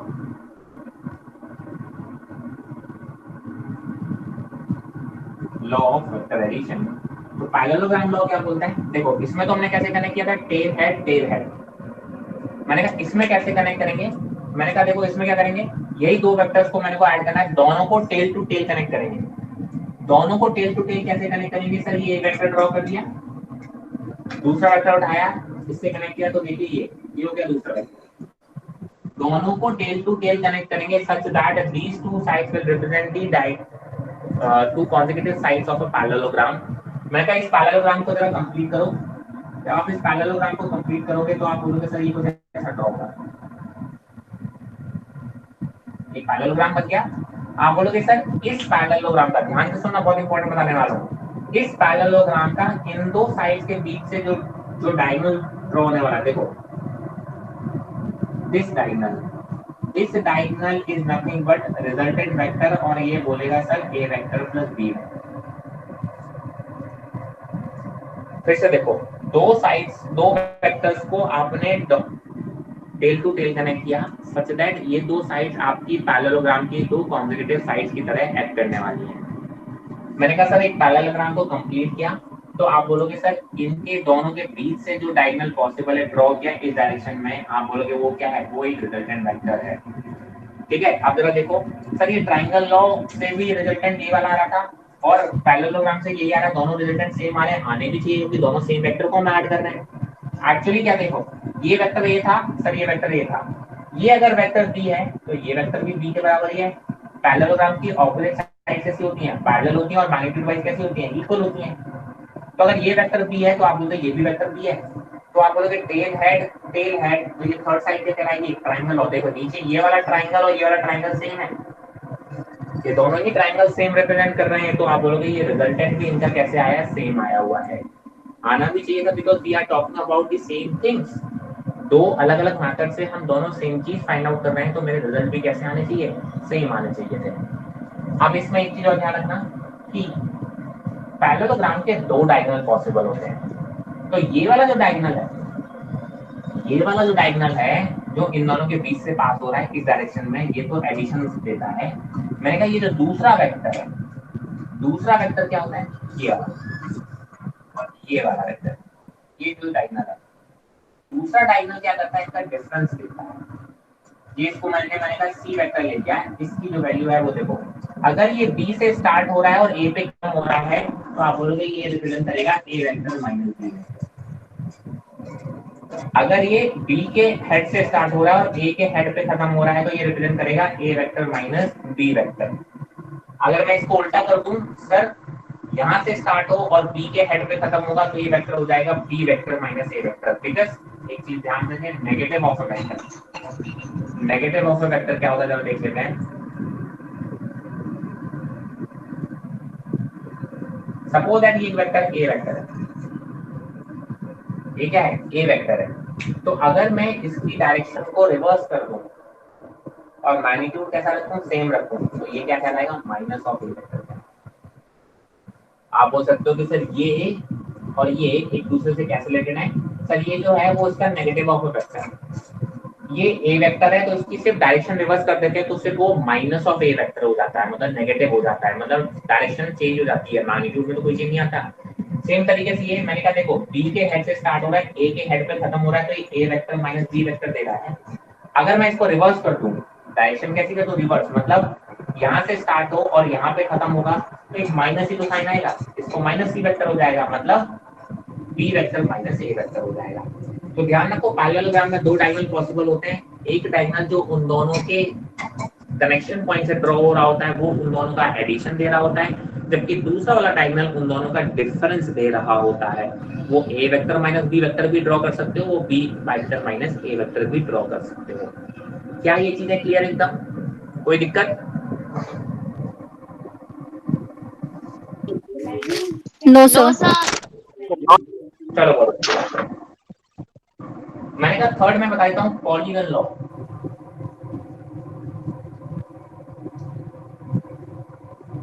Polygon law of vector addition. अभी तक हमने यहाँ पे दो वेक्टर्स को ऐड किया, कितने वेक्टर्स को ऐड किया, मैंने कहा सर मेरे को कई सारे वेक्टर्स ऐड करने हैं, ठीक है, तो मैं क्या करूंगा सर, मैंने कहा मान लो मेरे पास 3 वेक्टर 4 वेक्टर कितने भी ड्रॉ कर लो, मैंने कहा सर एक वेक्टर ये है ए वेक्टर, मैंने कहा दूसरा वेक्टर है बी वेक्टर, मैंने कहा सर तीसरा वेक्टर है सी वेक्टर, इन तीनों का एडिशन करना है। तो आप क्या करोगे सर, ट्रायंगल लॉ की तरह क्या करोगे, एक के बाद एक कनेक्ट करते चले जाओ। कैसे कनेक्ट करते जाओ, पहला वेक्टर लिया ए वेक्टर, सर ए वेक्टर का जहां हेड आया दूसरे वेक्टर का क्या कर लो, टेल रख दो, चाहे बी उठा लो चाहे सी उठा लो, जो भी चाहो वो उठा सकते हो, आपके ऊपर है। एडिशन में सीक्वेंस से कोई फर्क नहीं पड़ता। मैंने कहा बी वेक्टर उठाते हैं, ये हो गया बी वेक्टर, तीसरा वेक्टर क्या है सी वेक्टर, कुछ ऐसा है, जितने भी वेक्टर है tail head tail head tail head tail head add करते चले जाओ। लास्ट में जो क्लोजिंग साइड होगी पॉलीगन को बंद करने के लिए ये क्या करेंगे, क्लोजिंग साइड होगी। देखो ये 3 साइड बन गई, आप बोलोगे इसको एक क्लोज पॉलीगन बनाना है तो क्या करोगे, एक चौथी साइड आपको ड्रॉ करनी पड़ेगी। ठीक है, तो आप बोलोगे इन दी ऑपोजिट सेंस। देखो tail head tail head tail head tail head, नहीं यहां से उल्टा ड्रॉ करेंगे, मतलब इन दी ऑपोजिट सेंस ऐसे। ये जो वेक्टर आएगा ये आपका दोनों सबका रिजल्टेंट होगा, यानी A vector plus B vector plus C vector. R vector क्या होगा सर, आर वेक्टर की वैल्यू यहाँ पे किसके बराबर होगी, तीनों के सम के बराबर होगी। अब ऐसे सब ये 3 4 5 6 जितने भी वेक्टर्स होंगे इनको इसी तरीके से आप ऐड करोगे। फाइनल साइड जो आएगी इन दी ऑपोजिट सेंस है ना, वो पॉलीगन में 5 साइड हो सकती है, 6 साइड हो सकती है, 7 साइड होती है। मैंने कहा यहाँ पे 4 साइड वाला पॉलीगन है जिसमें 3 वेक्टर्स हैं, A vector B vector C vector, और चौथी साइड उनका रिजल्टेंट रिप्रेजेंट कर रहा है but in the opposite sense. अगर मान लो मैंने सर ऐसे वेक्टर बनाया था कि इनिशियल और फाइनल पॉइंट मतलब जहां से चलते वहीं वापस आ जाते, पर अगर क्लोज पॉलीगन बन जाता है आपके वेक्टर्स से, ठीक है, तो आप बोलोगे सर उन वेक्टर्स का सम कितना हो जाएगा, 0, बिकॉज रिजल्टेंट वेक्टर क्या हो जाएगा, आप ड्रॉ ही नहीं कर पाओगे। इनिशियल पॉइंट भी वही आ गया, फाइनल पॉइंट भी वही आ गया। कैसे सुनो, मैंने कहा मान लो यहाँ पे ऐसे 4-5 वेक्टर होते हैं, 1 2 3 ड्रॉ करते करके वापस से जहां से स्टार्ट हुए थे वहां तक ड्रॉ कर दिया आपने सारे वेक्टर्स। अब आप रिजल्टेंट वेक्टर क्या करोगे सर, क्लोजिंग साइड, अरे अब तो ऑलरेडी पॉलीगन क्लोज हो गया, वेक्टर से ही क्लोज हो गया, क्लोजिंग साइड आप ड्रॉ ही नहीं कर पाओगे क्योंकि वो इनिशियल और फाइनल पॉइंट आपके कैसे हो गए, मैच कर गए। तो जब भी एक क्लोज्ड पॉलीगन बन जाता है वेक्टर से, तो आप बोलते हैं उनका वेक्टर सम कितना होता है, 0 होता है। कितना होता है उनका वेक्टर सम, कितना होता है, 0 वेक्टर होता है। ठीक है, तो ऐसे क्वेश्चंस पूछे जाते हैं कई बार। तो ये तो ग्राफिकल मेथड हो गए सर। अगर आपको ग्राफिकली प्रेजेंट किए गए हैं 2 वेक्टर 3 वेक्टर, तो आप उनका रिजल्टेंट कैसे डिस्प्ले या शो कर सकते हैं। अब हम बात करते हैं थोड़ा मैथमेटिकल टर्म्स में सर, कैसे वैल्यूज निकाल सकते हैं, मैग्नीट्यूड निकाल सकते हैं, एंगल्स निकाल सकते हैं। That will study in the next screen. अगर आपको कोई डाउट है तो पूछ रहे हैं तो स्क्रीनशॉट ले लो।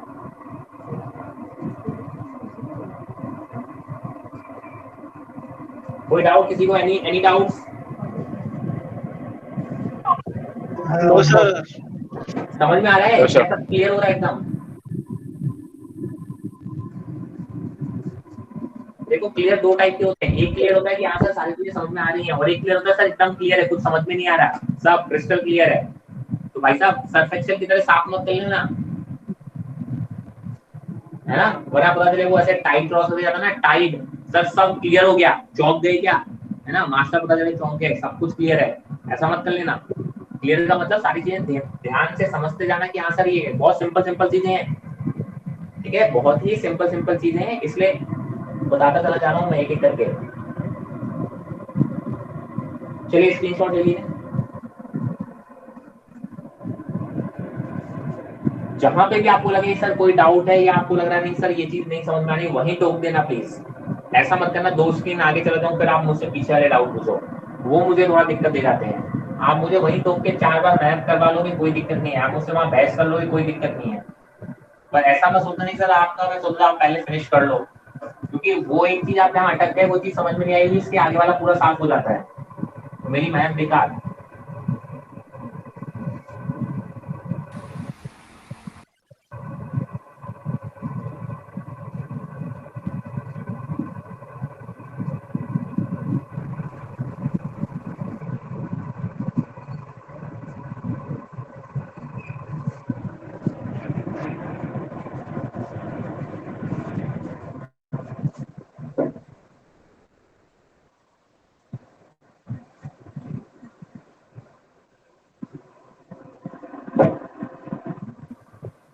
अभी तक आपने क्या देखा सर, अभी तक हमने बात की थी वेक्टर्स के एडिशन की by using the graphical method, but उन वेक्टर से हम उनका मैग्नीट्यूड या रिजल्टेंट का मैग्नीट्यूड डायरेक्शन नहीं निकाल पा रहे थे। मैंने कहा आप थोड़ी सी बात करें मैथमेटिकली। सपोज दैट आपने बोला कि सर ये एक वेक्टर है, इसका मैग्नीट्यूड किसके बराबर होगा, सर ए का मैग्नीट्यूड हम निकाल पाएंगे, ये दूसरा वेक्टर है। अब मैंने कहा सर इनका मुझे रिजल्टेंट चाहिए, तो हम क्या करें, पैरेललोग्राम लॉ यूज कर लेते हैं। ए वेक्टर ये हो गया बी वेक्टर और इसको कनेक्ट कर लेते हैं पैरेललोग्राम, ये आ गया आपका रिजल्टेंट। मैंने कहा मान लिया कि सर ये ऑलरेडी ए वेक्टर और बी वेक्टर में जो एंगल था वो कितना है, थीटा है। दोनों के देखो टेल आपस में कनेक्ट किए हुए मैंने, जब मैंने आपस में टेल कनेक्ट किए तो the smaller angle between the two vectors is called the angle between the two vectors. तो आप क्या बोलोगे कि सर अगर वेक्टर्स के बीच में एंगल कितना है थीटा और इनका मैग्नीट्यूड कितना होगा सर, ए वेक्टर का मैग्नीट्यूड को हम ए बोल सकते हैं और बी वेक्टर के मैग्नीट्यूड को हम बी बोल सकते हैं। तो जो रिजल्टेंट आएगा, रिजल्टेंट क्या आएगा, देखो ये आएगा, ये इस रिजल्टेंट का मैग्नीट्यूड कितना होगा वो हम कैसे फाइंड आउट करते हैं। तो उसके लिए देखिए क्या होता है, सीधा आप बोलेंगे आपके पास जो फॉर्मूला लिख के आता है डायरेक्ट डिराइव होके वो आता है under root of A square plus B square plus 2ab cos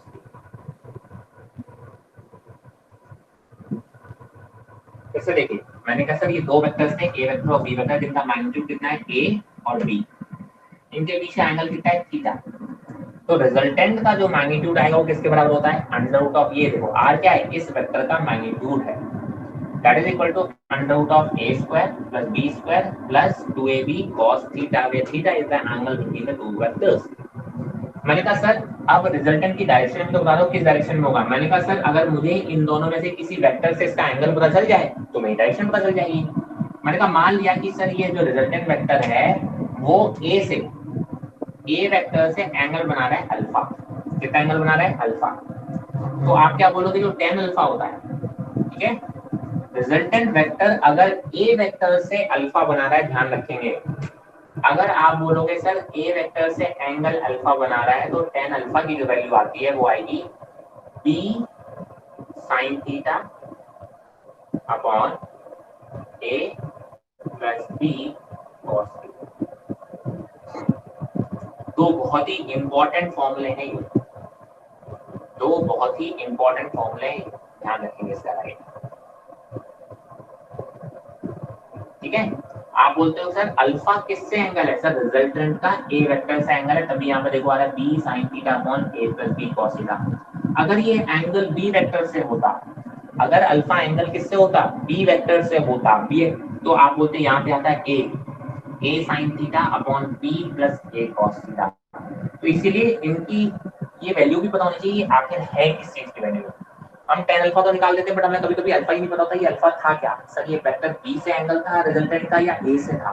तो ये चीजें बहुत क्लियर लिख लिया करो, जैसे मैं बोल रहा हूँ कि अल्फा क्या है, angle between the vector resultant and the a vector, तो ये फॉर्मूला आपका आ रहा है। तो इस फॉर्मूले में हर एक टर्म बहुत क्रिस्टल क्लियर होनी चाहिए। मैं कहा बहुत अच्छी बात है, आपने बोला ये रिजल्टेंट वेक्टर हो गया, मैंने कहा अगर मैं को दो वेक्टर्स बताए हैं उनके बीच का एंगल थीटा है, तो आप बोलोगे जो ए वेक्टर माइनस बी वेक्टर है उनका मैग्नीट्यूड कितना है। देखो ये रिजल्टेंट क्या है, A vector plus B vector है और उसका मैग्नीट्यूड कितना है, A square plus B square plus 2ab cos theta, A square plus B square plus 2ab cos theta. आप बोलते हो कि सर अगर डिफरेंस का मैग्नीट्यूड निकालना है तो कैसे निकालोगे, तो that will be equal to a square plus b square minus 2ab cos।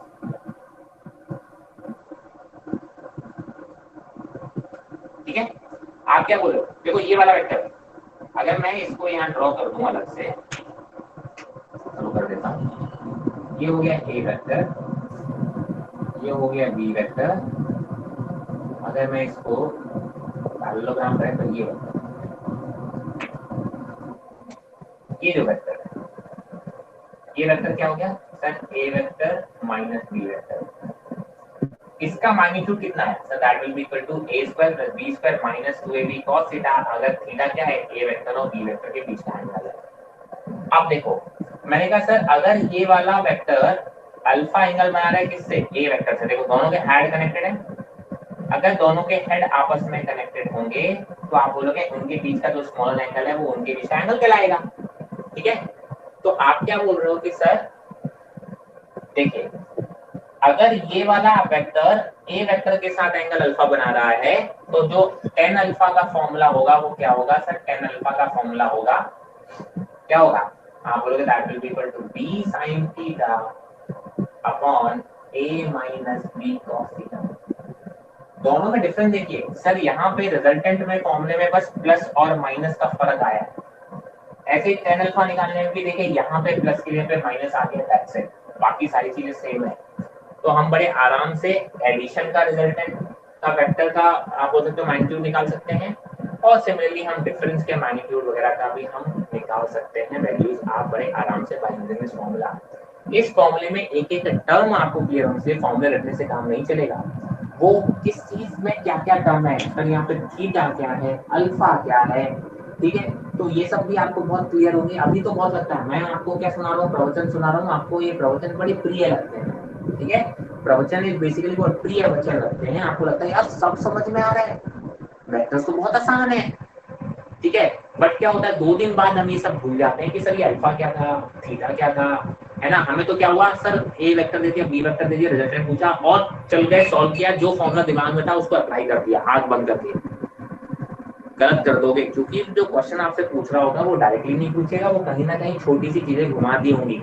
अगर आपको सिर्फ और सिर्फ फॉर्मूला याद होगा, आप अप्लाई करोगे और गलत आंसर लेके आओगे। फॉर्मूले अप्लाई करने से पहले हर बार फॉर्मूला लिखा जाता है और आपको हर बार पता होता है इस फॉर्मूले में हर टर्म का मतलब क्या होता है। जैसे मैं आपको बोल रहा हूँ वैसे आप भी बोल पाओ इतनी ही तरीके से, इतनी स्पीड से, बिना सोचे समझे, तब आप बोलोगे कि आपको फॉर्मूले समझ में आए हैं। क्लियर है? मैंने कहा बहुत अच्छी बात है, अगर क्लियर है तो मैंने थोड़ी और आगे बात करते हैं। मैंने कहा कुछ केसेस देख लेते हैं, स्पेशल केसेस देख लेते हैं। केस नंबर 1, मैंने कहा सर अगर ए वेक्टर और बी वेक्टर दोनों पैरेलल हैं, अगर दोनों वेक्टर पैरेलल हैं तो थीटा कितना होगा, जल्दी बताओ। दोनों वेक्टर के बीच में एंगल कितना होगा? 180 180 नहीं बेटा, 0 0 होगा ना, एक ही डायरेक्शन में। 180 कैसे हो जाएगा? 0 दोनों को टेल से टेल कनेक्ट करोगे तो एंगल कितना आएगा? 0। जब आप बोलोगे सर थीटा की वैल्यू आएगी 0 डिग्री और cos 0 कितना होता है? एनीवन?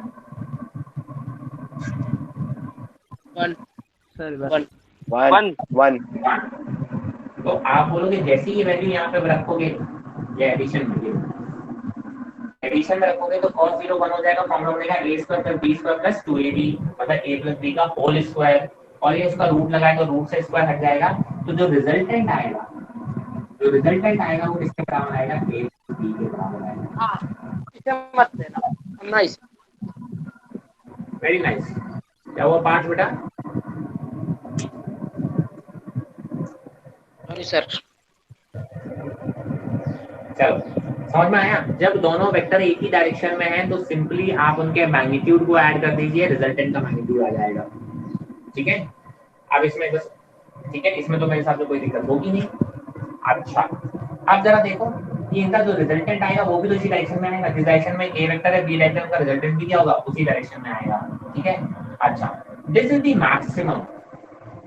इस मैक्सिमम का मतलब क्या है? देखो दो वेक्टर मैंने कहा सर ये 2 वेक्टर हैं, इनके मैग्नीट्यूड 6 है। अब ये अलग अलग एंगल पे रख सकते हैं, इनको अलग अलग एंगल पे रखा जा सकता है, ठीक है। आप बोलते हो कि सर कितने एंगल पे रखें कि इन लोगों के बीच का जो रिजल्टेंट है वो मैक्सिमम आए?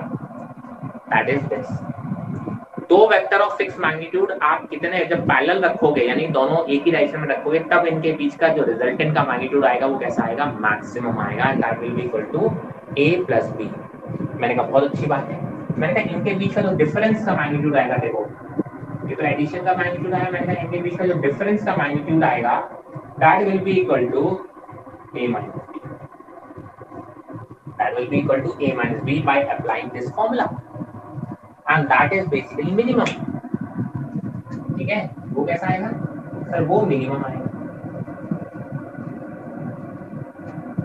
क्या सर मिनिमम मैक्सिमम थोड़ी समझ गया, मैं को मैक्सिमम सिर्फ रिजल्टेंट की बात है। तो आप क्या बोलोगे कि सर इस केस में जरा देखो, जब आप दोनों को एक ही डायरेक्शन में रखते हो तो उनके बीच का जो रिजल्टेंट आता है वो आएगा a + b, और उनके बीच का जो डिफरेंस आएगा वो क्या आएगा? Simply a - b। a - b में से b बड़ा होगा तो b - a बड़ा होगा तो a - b। डिफरेंस आता है क्योंकि आप बोलोगे a² + b² - 2ab, मतलब a - b का होल स्क्वायर, ठीक है। उसको ऐसे लिखोगे। मैं का सेकंड केस की बात कर लेते हैं। सेकंड केस की अगर हम बात करें कि सर अगर 2 वेक्टर्स कैसे हैं? एंटी पैरेलल, ये वेक्टर a हो गया और ये वेक्टर b हो गया इस डायरेक्शन में। अब आप बोलोगे जब इनको टेल से टेल कनेक्ट करोगे तो इनके बीच का जो एंगल आएगा वो कितना आएगा? 180। और जब 180 डिग्री आएगा तो cos 180 कितना होता है बेटा? cos -1 very good. माइनस। उस केस में जब आप यहाँ वैल्यू रखोगे -1 तो जो रिजल्टेंट की वैल्यू आएगी देखो किसके बराबर आएगी, that will be equal to a minus, किसके बराबर आएगी a माइनस, एंड ये वाला जो रिजल्टेंट होता है ये मिनिमम होता है। मतलब जब दो वेक्टर्स ऑपोजिट डायरेक्शन में रखे हुए हैं, जब दो वेक्टर्स ऑपोजिट डायरेक्शन में रखे हुए हैं तब इनके बीच का जो रिजल्टेंट आता है वो इनके बीच का मिनिमम पॉसिबल रिजल्टेंट होता है। मैक्सिमम ये है और मिनिमम ये है। मतलब आप किसी और एंगल पे 0 के और 180 के बीच में किसी भी एंगल पे रख दो, 30, 60, 45, 90 किसी भी एंगल पे रख दो, जो रिजल्टेंट का मैग्नीट्यूड आएगा वो इससे तो छोटा होगा और इससे बड़ा होगा। ठीक है, इस पे कई बार क्वेश्चन बन जाते हैं। ठीक है, आप बोलते हो कि इन दो वेक्टर्स के बीच का मैक्सिमम मैग्नीट्यूड कितना हो सकता है रिजल्टेंट का, सिंपली मैग्नीट्यूड ऐड कर दो उन दोनों का। मैंने कहा मिनिमम रिजल्टेंट का एम्पलीट्यूड कितना हो सकता है, बोले दोनों के जो मैग्नीट्यूड है उनके डिफरेंस के बराबर हो सकता है, और वो कब होगा, जब वो दोनों एंटी पैरेलल होंगे। मैंने कहा केस थर्ड बात कर लेते हैं। केस थर्ड, अगर दो वेक्टर कैसे हैं परपेंडिकुलर, ये हो गया बी वेक्टर और ये वेक्टर हो गया ए, मतलब कैसे हैं परपेंडिकुलर है। मैंने कहा बहुत अच्छी बात है। मैंने कहा सच इसका मतलब थीटा की वैल्यू है 90 डिग्री और cos 90 होता है कितना, 0। cos कितना 90 होता है, 0। ठीक है, तो आप बोलोगे जो रिजल्टेंट आएगा that will be equal to √a² + b²। ये वाला टर्म तो 0 हो जाएगा, तो क्या बचेगा resultant, √a² + b²। Whenever two vectors are perpendicular to each other उनके बीच का रिजल्टेंट कितना होता है, √a² + b²। सबसे इंपॉर्टेंट पॉइंट पता क्या है सर, इस केस में जो इनका डिफरेंस होता है उसका भी मैग्नीट्यूड यही होता है। तो ये बहुत इंपॉर्टेंट पॉइंट है इसमें कि सर 90 डिग्री अगर दो वेक्टर्स के बीच का एंगल है तो उनका एडिशन का मैग्नीट्यूड या फिर सब्ट्रैक्शन का मैग्नीट्यूड दोनों बराबर होते हैं। कई बार क्वेश्चन में ऐसे ही आपसे पूछा जाता है, दो वेक्टर हैं सच दैट कि सर इन दोनों का एडिशन और सब्ट्रैक्शन का जो रिजल्टेंट का मैग्नीट्यूड है वो कैसा है, सेम है, और वो क्वेश्चन आगे बढ़ा देते हैं। इसका मतलब उसने इनडायरेक्टली आपको बता दिया है कि दोनों के बीच का एंगल कितना है, 90 डिग्री है। जब दो वेक्टर्स के बीच एंगल 90 डिग्री होता है तो आप बोलोगे जो रिजल्टेंट एडिशन या सब्ट्रैक्शन दोनों का मैग्नीट्यूड कैसा होता है, सेम होता है, that is equal to √a² + b²।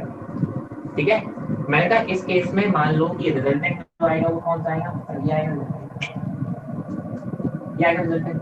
Simple आप निकाल सकते हो। सर मैंने कहा सर इससे कितने एंगल पर आएगा जरा बताओ, रिजल्टेंट का जो वेक्टर आएगा वो कितने एंगल पर आएगा। आप बोलोगे सर ये राइट एंगल ट्रायंगल बन रहा है, तो यहाँ से अगर मैं tan अल्फा निकालना चाहूँ तो tan अल्फा डायरेक्टली कितना आ जाएगा सर, ये perpendicular upon base, perpendicular value कितनी होगी, b के बराबर, और बेस की वैल्यू किसके बराबर होगी, a के मैग्नीट्यूड के बराबर, तो that will be equal to b/a।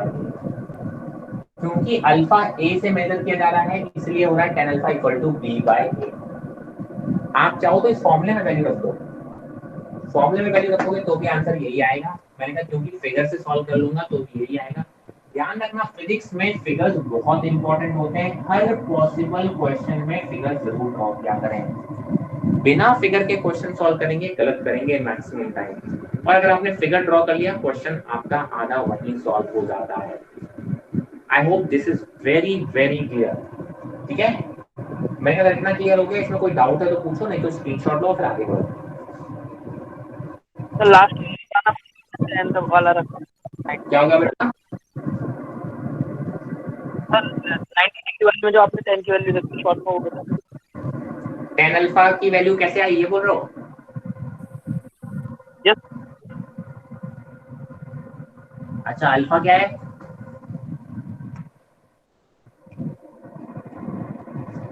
What is alpha?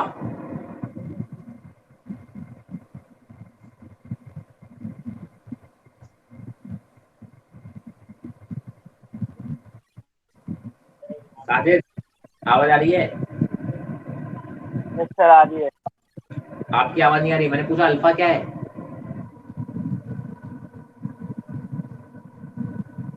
Sir दिखाई नहीं दे रहा मेरे को। अरे अल्फा क्या होता है वो तो बता दो। दो एंगल के बीच, वो दो वेक्टर के एंगल के बीच, वो दो वेक्टर के बीच का angle.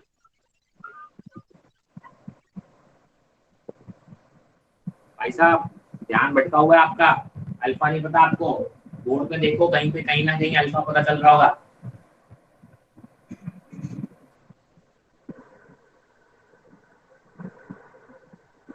What is alpha? I want the answer.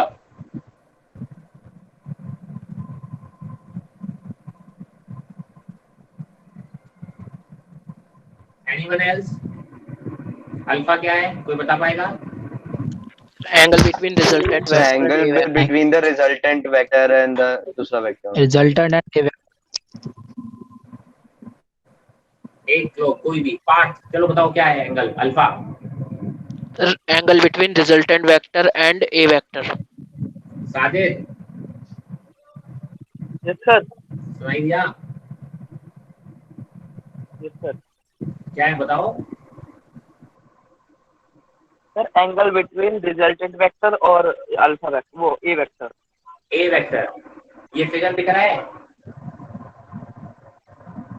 Yes sir. Alpha angle दिख रहा है? Yes sir. Right angle triangle दिख रहा है? Yes sir. अल्फा की वैल्यू tan अल्फा कैसे निकालोगे?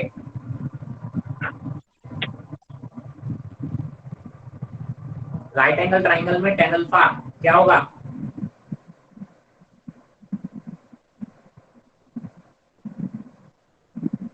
अरे sin theta cos theta tan theta के फॉर्मूले पता है? Yes sir. हाँ। क्या होता है tan थीटा, क्या होता है? Perpendicular upon base.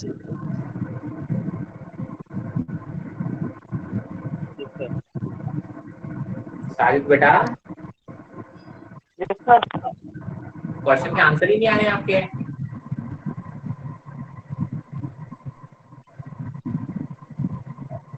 Right angle triangle में sin theta cos theta tan theta कैसे निकालते हैं, फॉर्मूला है आपको?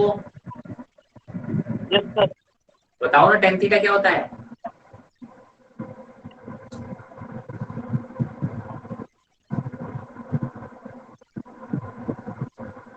Perpendicular upon base.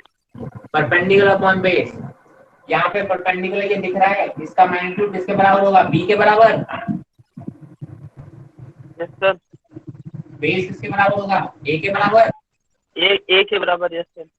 तो tan अल्फा किसके बराबर हो जाएगा? b बाई a के बराबर।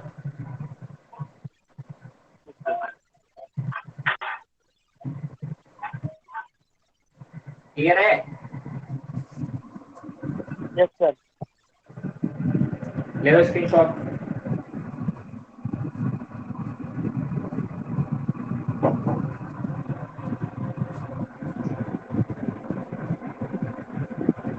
चलिए और स्पेशल केस देख लेते हैं।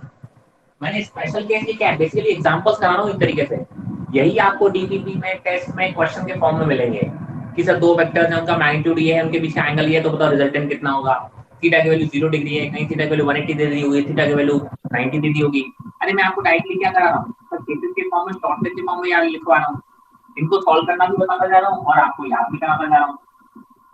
तो भाई इन्हें आप एग्जांपल की तरह सॉल्व कर लो, चाहे आप इनको केसेस की तरह कर लो, बात तो बराबर ही है। यही आपको क्वेश्चन के फॉर्म में मिलने वाले हैं। ये केसेस भी तो पूछते हैं और पूछेंगे क्या? एंगल चेंज कर डिजाइन पर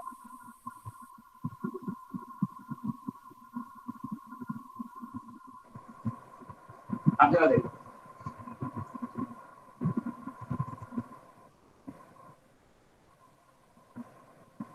मैंने कहा सर अब इसका बहुत ही इंपॉर्टेंट केस है, केस नंबर 4। इसकी पहली कंडीशन है कि अगर ए वेक्टर का मैग्नीट्यूड और बी वेक्टर का मैग्नीट्यूड बराबर है। अगर दो वेक्टर हैं जिनका मैग्नीट्यूड कैसा है? बराबर है, ध्यान रखेंगे, ये पहली कंडीशन है। देन उसका ए केस, तो आप बोलोगे जो ए वेक्टर प्लस बी वेक्टर जो आता है ना, उसका मैग्नीट्यूड आप ऐसे लिख सकते हो 2a sin theta by 2a cos theta bye.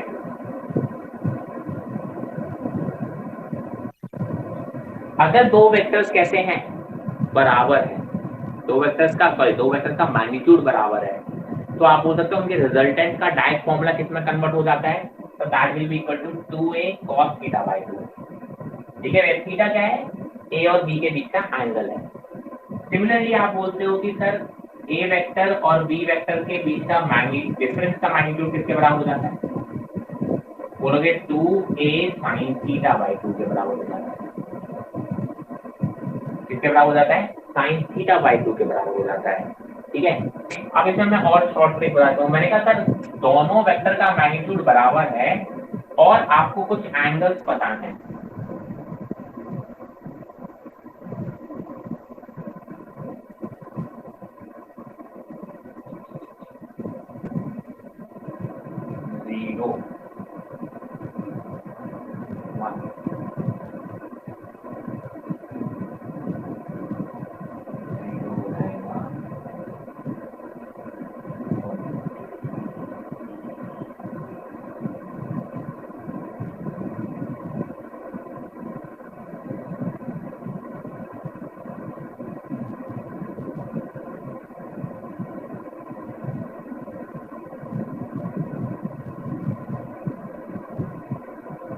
जरा देखो, ये किसके लिए मैं आपको बता रहा हूँ। ये अगर दोनों वेक्टर के बीच का क्या है मैग्नीट्यूड, दोनों वेक्टर का मैग्नीट्यूड इक्वल है एंड अगर दोनों वेक्टर के बीच का एंगल 180 है तो आप बोलो उनका रिजल्टेंट कितना आएगा?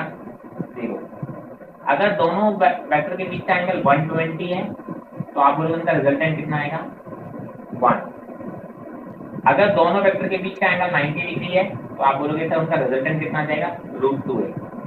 ठीक है, आप बोलते हो कि सर अगर दोनों के बीच का एंगल 60 डिग्री है तो आप बोलोगे उनका जो रिजल्टेंट आएगा वो किसके बराबर हो जाएगा? √3 है, √4 है, √2 है, √a आगे तो 0 नहीं। इसका मतलब क्या कहना है? इसका मतलब है कि जरा देखो याद करने का तरीका क्या है।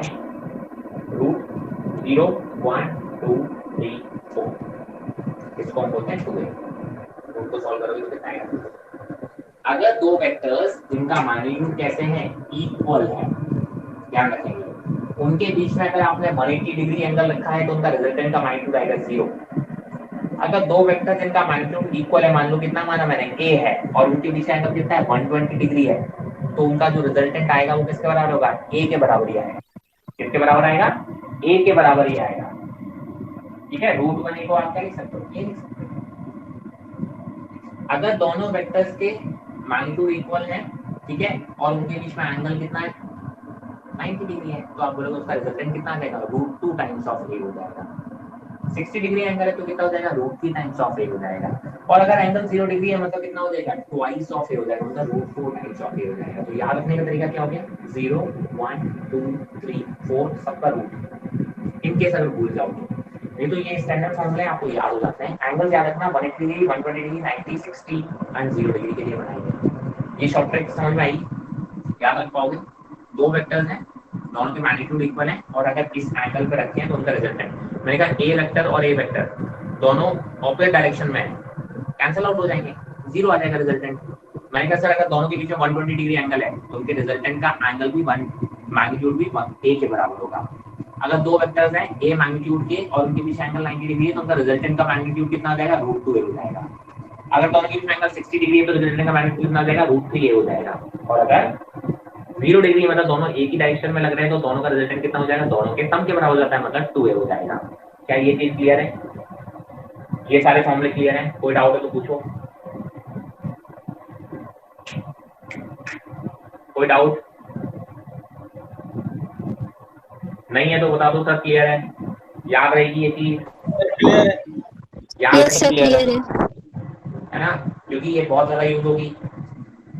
चलो, तो ये तो बात हो गई आपकी एडिशन और सब्ट्रैक्शन ऑफ टू वेक्टर्स की। Now we are going to talk about the resolution of two vectors.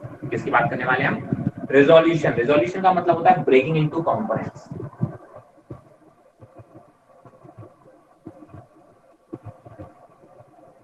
Resolution of vectors, resolution का मतलब क्या है? Breaking into components. Breaking into components.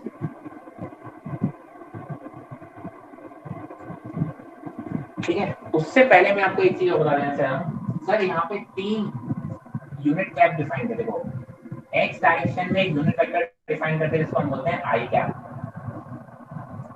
Y direction में यूनिट वेक्टर डिफाइन करते हैं इसको हम बोलते हैं जे कैप, और के कैप किस डायरेक्शन में डिफाइन करते हैं, जेड डायरेक्शन में।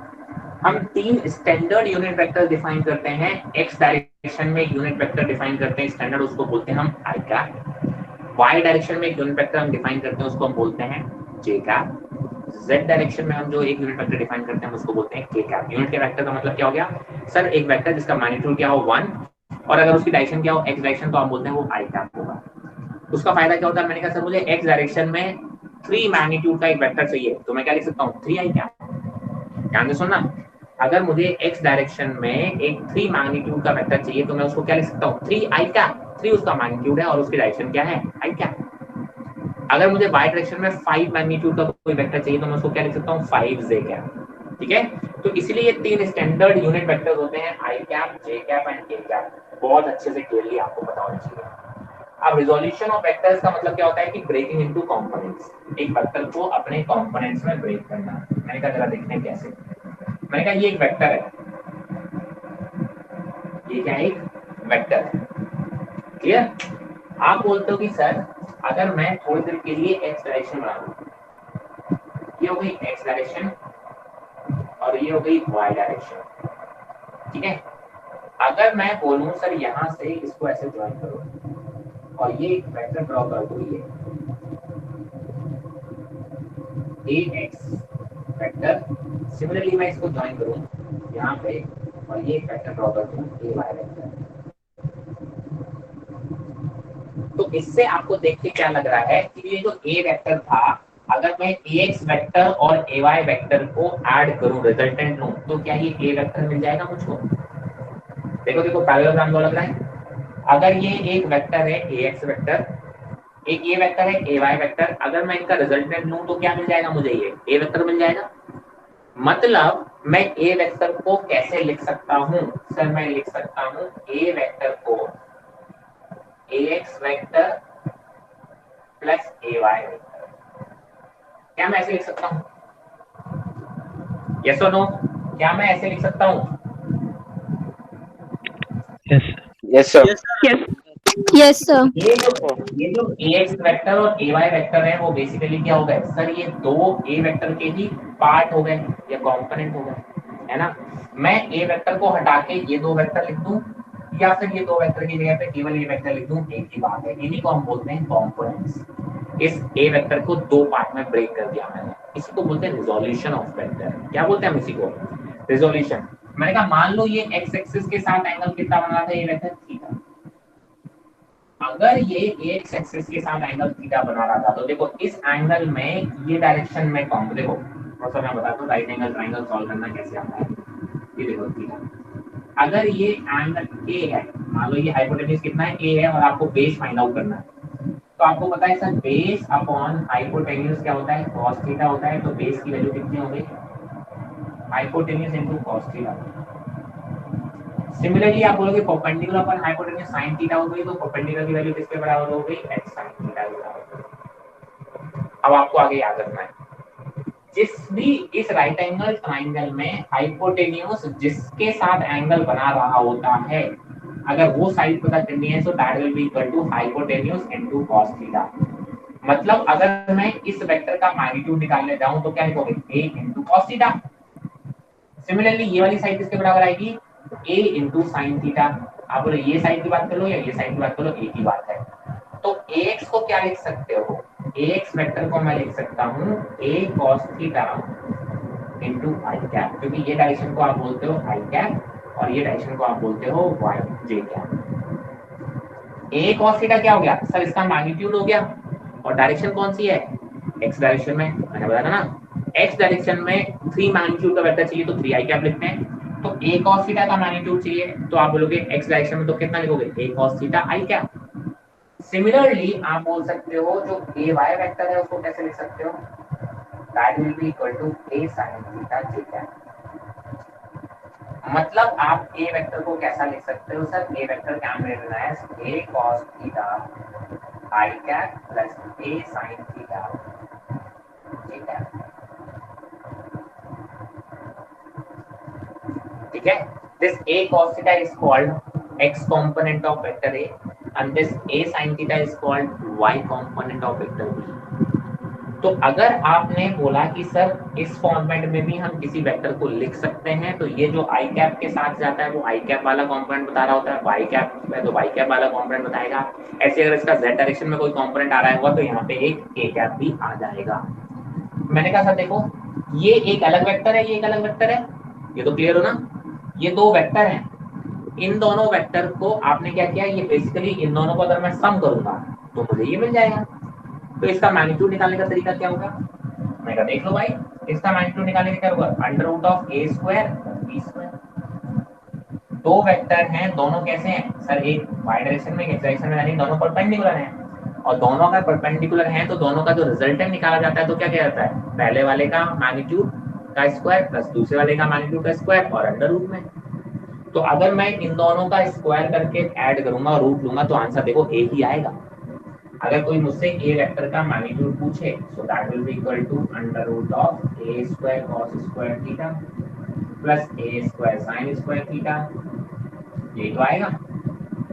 सर ए स्क्वायर कॉमन लोगे तो cos square plus sine square theta होता है 1, तो ए स्क्वायर बाहर आएगा रूट से, तो देखो किसके बराबर आएगा, ए के बराबर। सर आना भी चाहिए था क्योंकि मुझे मालूम है ए वेक्टर के मैग्नीट्यूड को मैंने कितना मान रखा है, ए ही तो मान रखा है। तो इसको बोलते हैं रिजोल्यूशन, एक वेक्टर को ब्रेक करना। किसी भी डायरेक्शन में अगर आपको ब्रेक करना होता है तो आप क्या करते हो, उससे उस डायरेक्शन से एंगल निकाल लेते हो। अगर एक वेक्टर किसी साइड से एंगल थीटा बना रहा होता है, उसका कंपोनेंट उस डायरेक्शन में कितना होता है, ए कॉस थीटा, और उसके परपेंडिकुलर डायरेक्शन में कितना हो जाता है, ए साइन थीटा। क्या ये ब्रेक कर पाएंगे हम, यस और no? Yes sir. Yes sir. इतना कर लो, नेक्स्ट क्लास में हम इससे आगे से स्टार्ट करेंगे। याद है ना कि हम रिजोल्यूशन में हमने स्टार्ट कर दिया था। इसमें कोई डाउट है पूछ लो। आज आपको शायद कोई डीपीपी नहीं मिलेगी क्योंकि अभी इसमें क्वेश्चन ऐसा जितने भी बनाए थे मैंने आपको एग्जांपल के फॉर्म में करा दिए, केस के फॉर्म में। अब जो क्वेश्चन बनते हैं वो रिजोल्यूशन से बनेंगे और आगे से बनेंगे, तो ऐसा कोई बहुत ज्यादा प्रॉब्लम बनेगी नहीं। तो आज तो शायद कोई डीपीपी आपको नहीं मिलेगी। हाँ, जैसे ही वेक्टर्स नेक्स्ट लेक्चर में खत्म हो जाएगा तो एक पूरे वेक्टर पे एक 15-20 क्वेश्चन की प्रैक्टिस कॉलम शीट आपको मिल जाएगी, वो आपको सॉल्व करनी होगी। तो आप पुरानी प्रैक्टिस कॉलम जो रह गई है उनको सॉल्व करके दोबारा रिवाइज करा लेंगे उस चैप्टर को जितना अभी तक हो गया है। I hope this is very clear. अगर कोई भी डाउट है तो आप मुझसे अभी पूछ लो। क्लियर घर पे लेके मत जाना, क्योंकि डाउट आप एक बार घर पे लेके चले जाओगे, मतलब इस क्लास के बाहर लेके चलाओगे तो बहुत दिक्कत होने वाली है। तो जो भी डाउट्स हैं अभी तक आप पूछ लो, वरना हम अगली क्लास में यहाँ से आगे बढ़ेंगे। कोई दिक्कत? हाँ जी बेटा। रिजॉल्व भी करते हैं। क्या हो गया बेटा? वेक्टर को रिजॉल्व क्यों करते हैं? बहुत अच्छा क्वेश्चन है। वेक्टर को रिजॉल्व करने से हमारी प्रॉब्लम्स आसान हो जाती हैं। मैंने कहा कैसे? मैंने कहा मुझे दो वेक्टर्स को ऐड करना है, ए वेक्टर और बी वेक्टर, ठीक है। उनके बीच का कुछ एंगल दे रखा है 30 डिग्री, या कुछ ऐसा एंगल दे रखा है जो शायद हमको फाइंड आउट करना इतना आसान भी नहीं है। तो हमने क्या किया, दोनों वेक्टर के क्या निकाल लिए, एक्स डायरेक्शन में कंपोनेंट निकाल लिए दोनों के, और दोनों के ही वाई डायरेक्शन में मैंने कंपोनेंट निकाल लिए।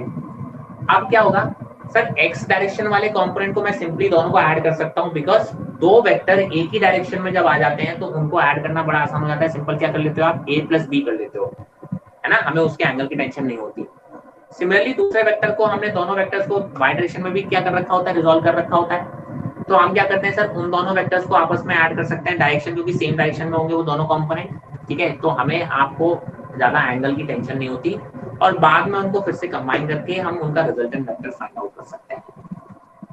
पहली चीज कि उनको ब्रेक करके सॉल्व करने से क्वेश्चन हमारे थोड़े इजी हो जाते हैं।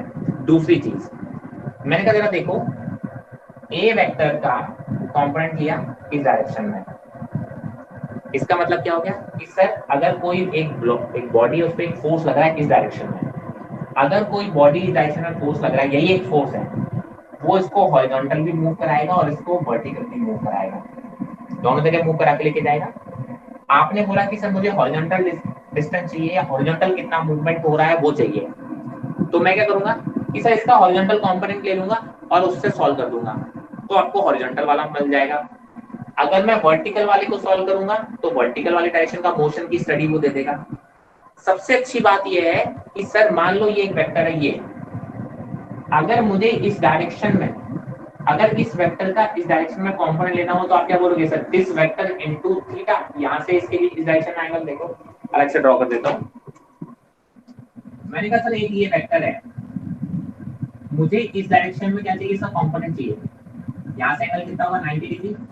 तो बताओ इस वेक्टर का y डायरेक्शन में कितना कंपोनेंट आएगा, कोई बताएगा? जो भी ताकि बताओ, ए वेक्टर का इस डायरेक्शन में कंपोनेंट कितना आएगा y डायरेक्शन में? सर 0 कितना आएगा? 0। यही एक कैच पॉइंट है कि सर अगर हम एक वेक्टर का उससे परपेंडिकुलर डायरेक्शन में कोई कंपोनेंट लेते हैं तो उससे कोई फर्क नहीं पड़ता, बिकॉज उसका उस डायरेक्शन में कंपोनेंट कितना आता है? 0 आता है। मतलब इस वेक्टर का अपने परपेंडिकुलर डायरेक्शन में कोई इफेक्ट नहीं होता। मतलब अगर हम दो परपेंडिकुलर डायरेक्शन में प्रॉब्लम को ब्रेक कर लें, दोनों को इंडिविजुअली सॉल्व कर सकते हैं, बिकॉज दोनों एक दूसरे को इफेक्ट नहीं करेंगे, बिकॉज दोनों का इफेक्ट एक दूसरे की डायरेक्शन में कितना आएगा? 0 आएगा। तो मैं हॉरिजॉन्टल को अलग सॉल्व कर सकता हूं और वर्टिकल को अलग सॉल्व कर सकता हूं, बिकॉज हॉरिजॉन्टल और वर्टिकल एक दूसरे को बिल्कुल भी परेशान नहीं करेंगे, एंड देन बाद में हम कंबाइन करके इसको रिजल्ट हम ला सकते हैं। ठीक है, जबकि आप सोचो सर वो एक्स डायरेक्शन में अलग मूव कर रहा था, वाई डायरेक्शन में अलग मूव कर रहा था, फोर्स आपका एक्स डायरेक्शन में लग रहा होगा, तो आप बोलोगे सर मोशन कुछ ऐसा हो रहा था। मुझे कोई हाइट पूछ दे कितना हाइट पर चला गया तो मुझे सॉल्व करना बड़ा डिफिकल्ट होगा। मुझसे पूछ दे हॉरिजॉन्टल डायरेक्शन में कितना आगे चला गया तो मुझे सॉल्व करना दिक्कत होगा। लेकिन अगर मैंने अपने प्रॉब्लम को दो अलग अलग डायरेक्शन में ब्रेक कर लिया है, मैं हॉरिजॉन्टल को अलग सॉल्व कर सकता हूँ, वर्टिकल को अलग सॉल्व कर सकता हूँ। जो तुम मुझसे पूछोगे मैं सिर्फ उसी प्रॉब्लम को सॉल्व करूंगा। वर्टिकल पूछोगे तो वर्टिकल सॉल्व करूंगा, हॉरिजॉन्टल पूछोगे तो हॉरिजॉन्टल सॉल्व करूंगा, बिकॉज मैं दोनों को परपेंडिकुलर डायरेक्शन में ब्रेक करके इन दोनों को एक दूसरे से इंडिपेंडेंट कर देता हूँ। ठीक है, और एक बार में एक डायरेक्शन को सॉल्व कर सकता हूँ, तो मेरी प्रॉब्लम इजी हो जाती है। इसलिए हम प्रॉब्लम्स को ब्रेक करते हैं ना, छोटे छोटे पार्ट में ब्रेक करने से हमारी प्रॉब्लम कैसे हो जाती है? इजी हो जाती है। इसीलिए हम क्या करते हैं, वेक्टर को रिजॉल्व कर सकते हैं, रिजॉल्व करते हैं या फिर ब्रेक करते हैं। आई होप आपको क्लियर होगा आप जो पूछना चाह रहे थे। ठीक है, इन शॉर्ट वेक्टर्स को ब्रेक करना मतलब हमारे अपने प्रॉब्लम को इजी सॉल्व करना, बस ये हमारा। मेरा जब प्रोजेक्टाइल पढ़ोगे ना तब आपको दिखाऊंगा कैसे मैं दो अलग अलग पार्ट सॉल्व करता हूँ, तब आपको समझ में आएगा कि सर ब्रेक करने से फायदा क्या होगा। चलिए, और कोई डाउट?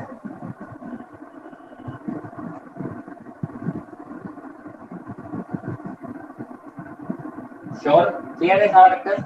वेक्टर बहुत इंपॉर्टेंट है भाई साहब। घर पे जाने के बाद दोबारा से एक एक चीज दोबारा से पढ़ना। मैं डीपीपी इसलिए और नहीं दे रहा हूँ ताकि आपने जो चीजें मैंने आज पढ़ाई है उनको घर पे जाके अच्छे से समझना, और नेक्स्ट क्लास आने से पहले, स्टार्ट होने से पहले मुझे साइड आउट क्लियर कर लेना। वेक्टर क्लियर हो गया, फिजिक्स 80% क्लियर हो जाएगा यहीं पे, और वेक्टर अगर अटक गया, प्रॉब्लम रह गई इनमें, फिजिक्स यहीं खत्म हो जाएगा, मान के चलो आप मुझसे। तो वेक्टर्स बहुत इंपॉर्टेंट है, इसीलिए वेक्टर्स को बहुत अच्छे से क्लियर कर लेना। जो भी कुछ पढ़ाया है मैंने उसको दोबारा से रिवाइज कर लेना, उसके बाद हम आगे बढ़ेंगे। चलिए, और सर